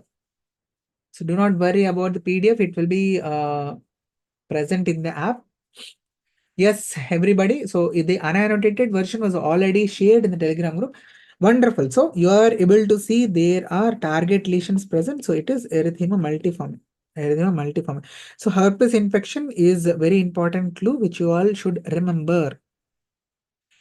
So next conditions are Stevens-Johnson syndrome and toxic epidermal necrolysis. So please remember the causative agent, the cause for SJS and TN is drugs. Okay, drugs. So there are many drugs, anticonvulsants, antiviral, like HART medications, nevirapine. All these medications can be associated with SJS TN, where the patients are going to present with mucosal involvement in the form of hemorrhagic crust, and the skin involvement is going to be with the epidermal peeling, sheet-like epidermal peeling will be present all over the body in these patients. Depending upon the skin involvement, if it is less than 10%, we call it as SJS. If it is more than 30%, we call it as TEN, toxic epidermal necrolysis. Okay. So bleomycin, remember few important points. It is associated with flagellate dermatitis. Minocycline is going to induce pigmentation of the acne scars. Very important to remember. Okay.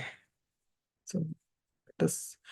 Okay, few points about the neurofibromatosis, which is a genodermatosis. We can see neurofibromas. We can see these small freckles in the axilla, which is called as Crowley sign, and we can see this hyperpigmented brownish patches present over the body which are called as cafe ole macules. We can also see plexiform neurofibroma. So all these are skin manifestations of neurofibromatosis. Next condition is tuberous sclerosis. So in this, what we are going to see is a depigmented macule, which is called as ash leaf macule, can be seen. A shagreen patch, which is basically a collagen growth which appears as a leathery plaque over the skin, can be seen. And adenoma sebaceum, which is going to be presenting as skin color to hyperpigmented papules present over the central part of the face, And this is very important, Covenant's tumor or periungual fibromas can be seen in these patients of tuberous sclerosis. Okay, patient presented with axillary freckling. So what is the diagnosis here? Yes, everybody in the chat section, please.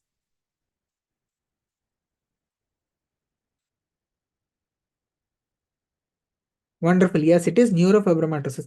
Most common neurological tumor associated with NF2. See, NF2 is the question. Please see this very carefully. Yes, in the YouTube, all the students, come on, answer this. Yes, it is schwannoma, or which is also called as acoustic neuroma. And this is a girl child, low intelligence, and there is epilepsy. What is the diagnosis? You are able to see there are small skin colored papules present in the central part of the face. So very good. It is epilepsy, low IQ, and adenoma sebaceum. So this is tuberous sclerosis, which is a diagnosis here.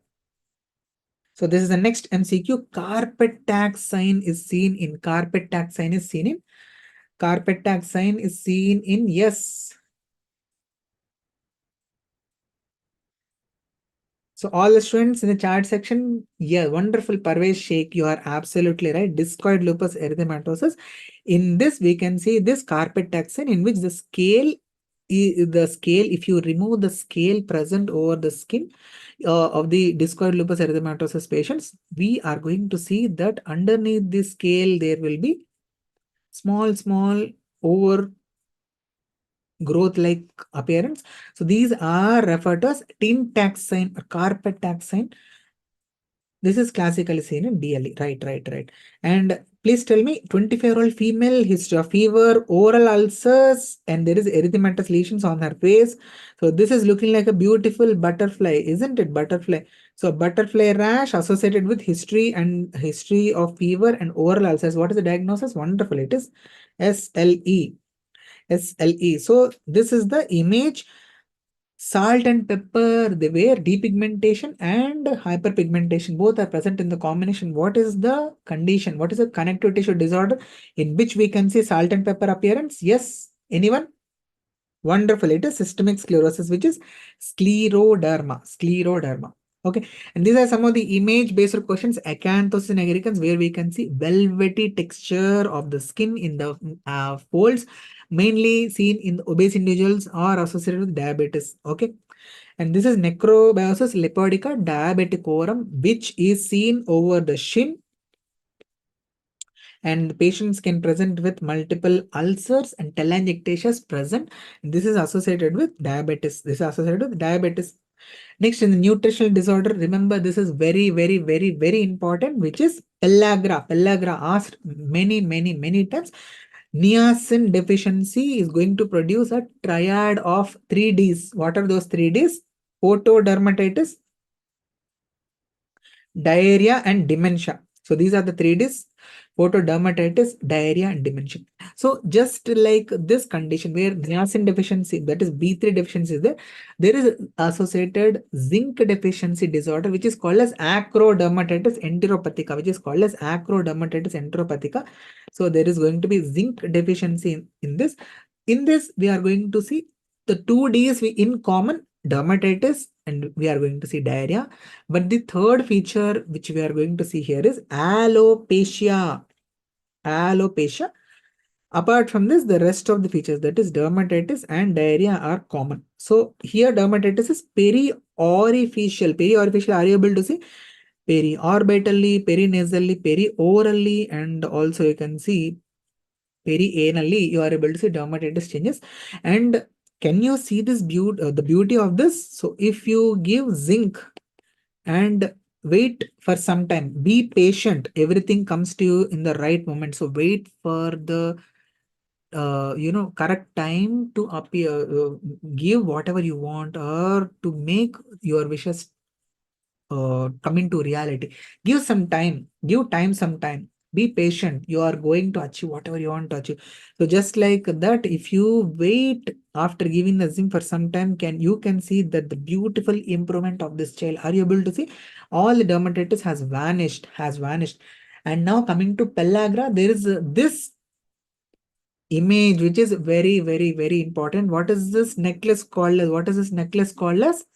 What is this necklace called as? Very good. It is Castle's necklace.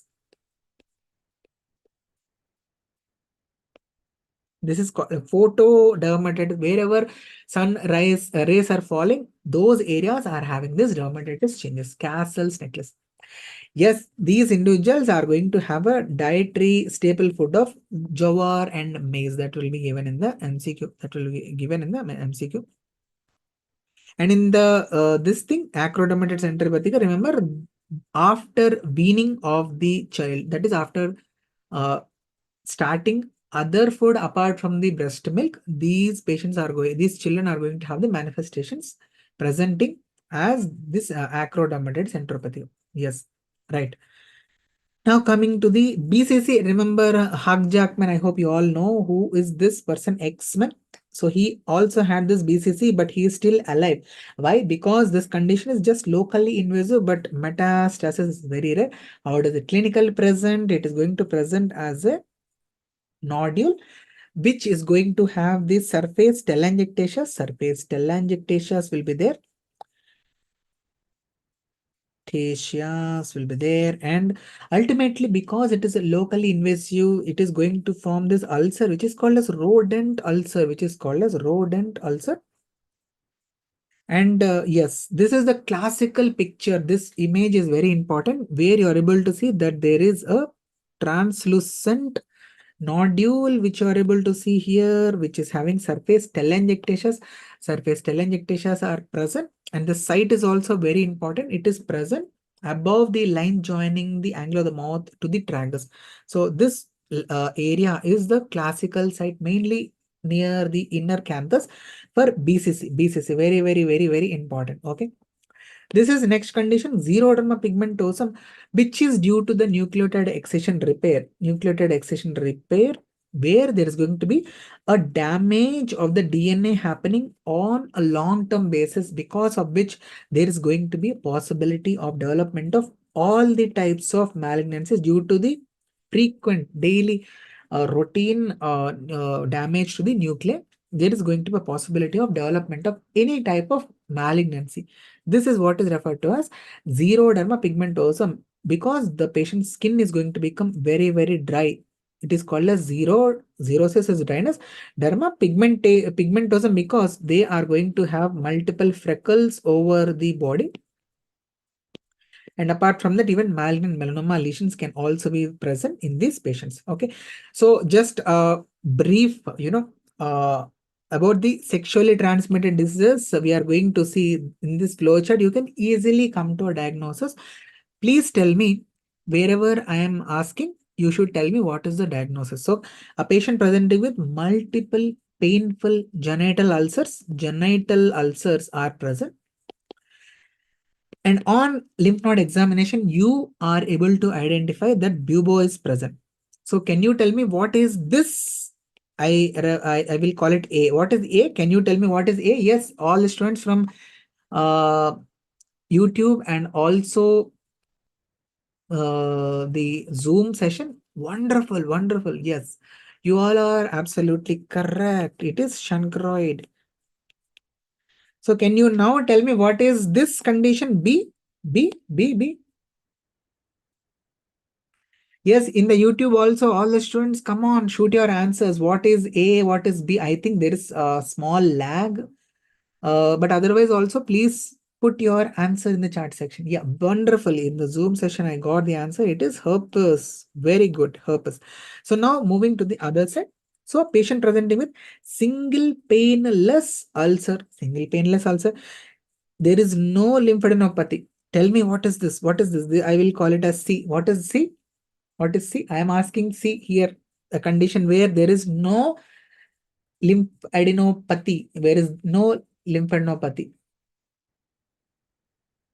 Okay, everyone is thinking I'm asking this. There is no lymphadenopathy. It is not that it is painless. I am telling there is no lymphadenopathy. So I will give you a clue. It is pseudobubo. So where do we say pseudobubo? Now please, yeah, wonderful. Now I am getting the answer. So it is donovanosis, donovanosis. Okay, this is C. So please tell me a patient single painless ulcer. Now you are able to see that a bubo is present. So I will call it as D. So what is D? What is D? What is D? Wonderful. Yes, it is LGB. It is LGB. Great, great, great. Wonderful. So now I hope you all already know there is no need for asking. Painless lymphadenopathy, painless ulcer. It is syphilis. All of you are very content with this, very content with this, very content with this. Okay. So now let us quickly see the what do you call the kits of the sexually transmitted disease, which I have wantedly kept at the end so that it will be yeah. So I will just give the small trick to remember the kits, and you can leave if you wish. Okay. So I hope you all know who is this. Who is this person? Who is this person? Yes. Who is this person?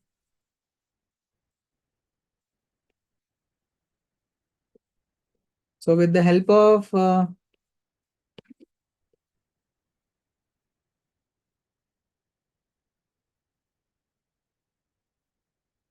we can remember all the kits in the order. Okay, this is Salubai. Okay, Salmon boy, Salmon boy. So gray girl wearing bracelet reading yellow book. So first kit is gray colored. Second kit is green colored. Green colored. This G stands for green, gray. Third kit is white. Fourth kit is what is the color of the bracelet of Bhai? Blue. Okay. Fifth kit is red. Sixth kit is yellow. Seventh kit is book. B for black. B for black. Okay. So gray girl wearing bracelet reading yellow book. So kit number one, gray kit, one kit, first kit is useful in urethritis and cervicitis. Cervicitis. Kit number two is green colored kit, vaginal discharge. This is used for vaginal discharge. Consists of secnidazole and fluconazole. White colored kit and blue colored kit both are for the genital ulcer disease which are other than herpes, So white and blue, syphilis and chancroid are the ones which are targeted, non-herpetic genital ulcer disease. So benzathine penicillin and azithromycin are present in the blue colored kit. Remember, doxy will replace the benzathine penicillin. And in the kit number 8, you all know it is acyclovir. Kit number 6, I hope you all know this, mnemonic MCD, Municipal Corporation of Delhi. So we have this metronidazole, cefixime, and doxycycline. Kit number 7 is black colored, useful for bubo. Okay, so these are all the kits which we are going to use in this sexually transmitted disease. Very, very important. Even MCQs were asked regarding these kits. So I hope you all have quickly seen what are all the uh, what are all the things which are very, very important from dermatological standpoint of view. And I hope you have you are able to quickly revise all the dermatology. And my sincere request is do revise whatever you have learned, which is going to help you to remember these. And remember to have this positive faith. So always try to hear this song. You might have heard this from Lagan movie. This is from Lagan movie. We shall sing this, so you can hear this song also every day.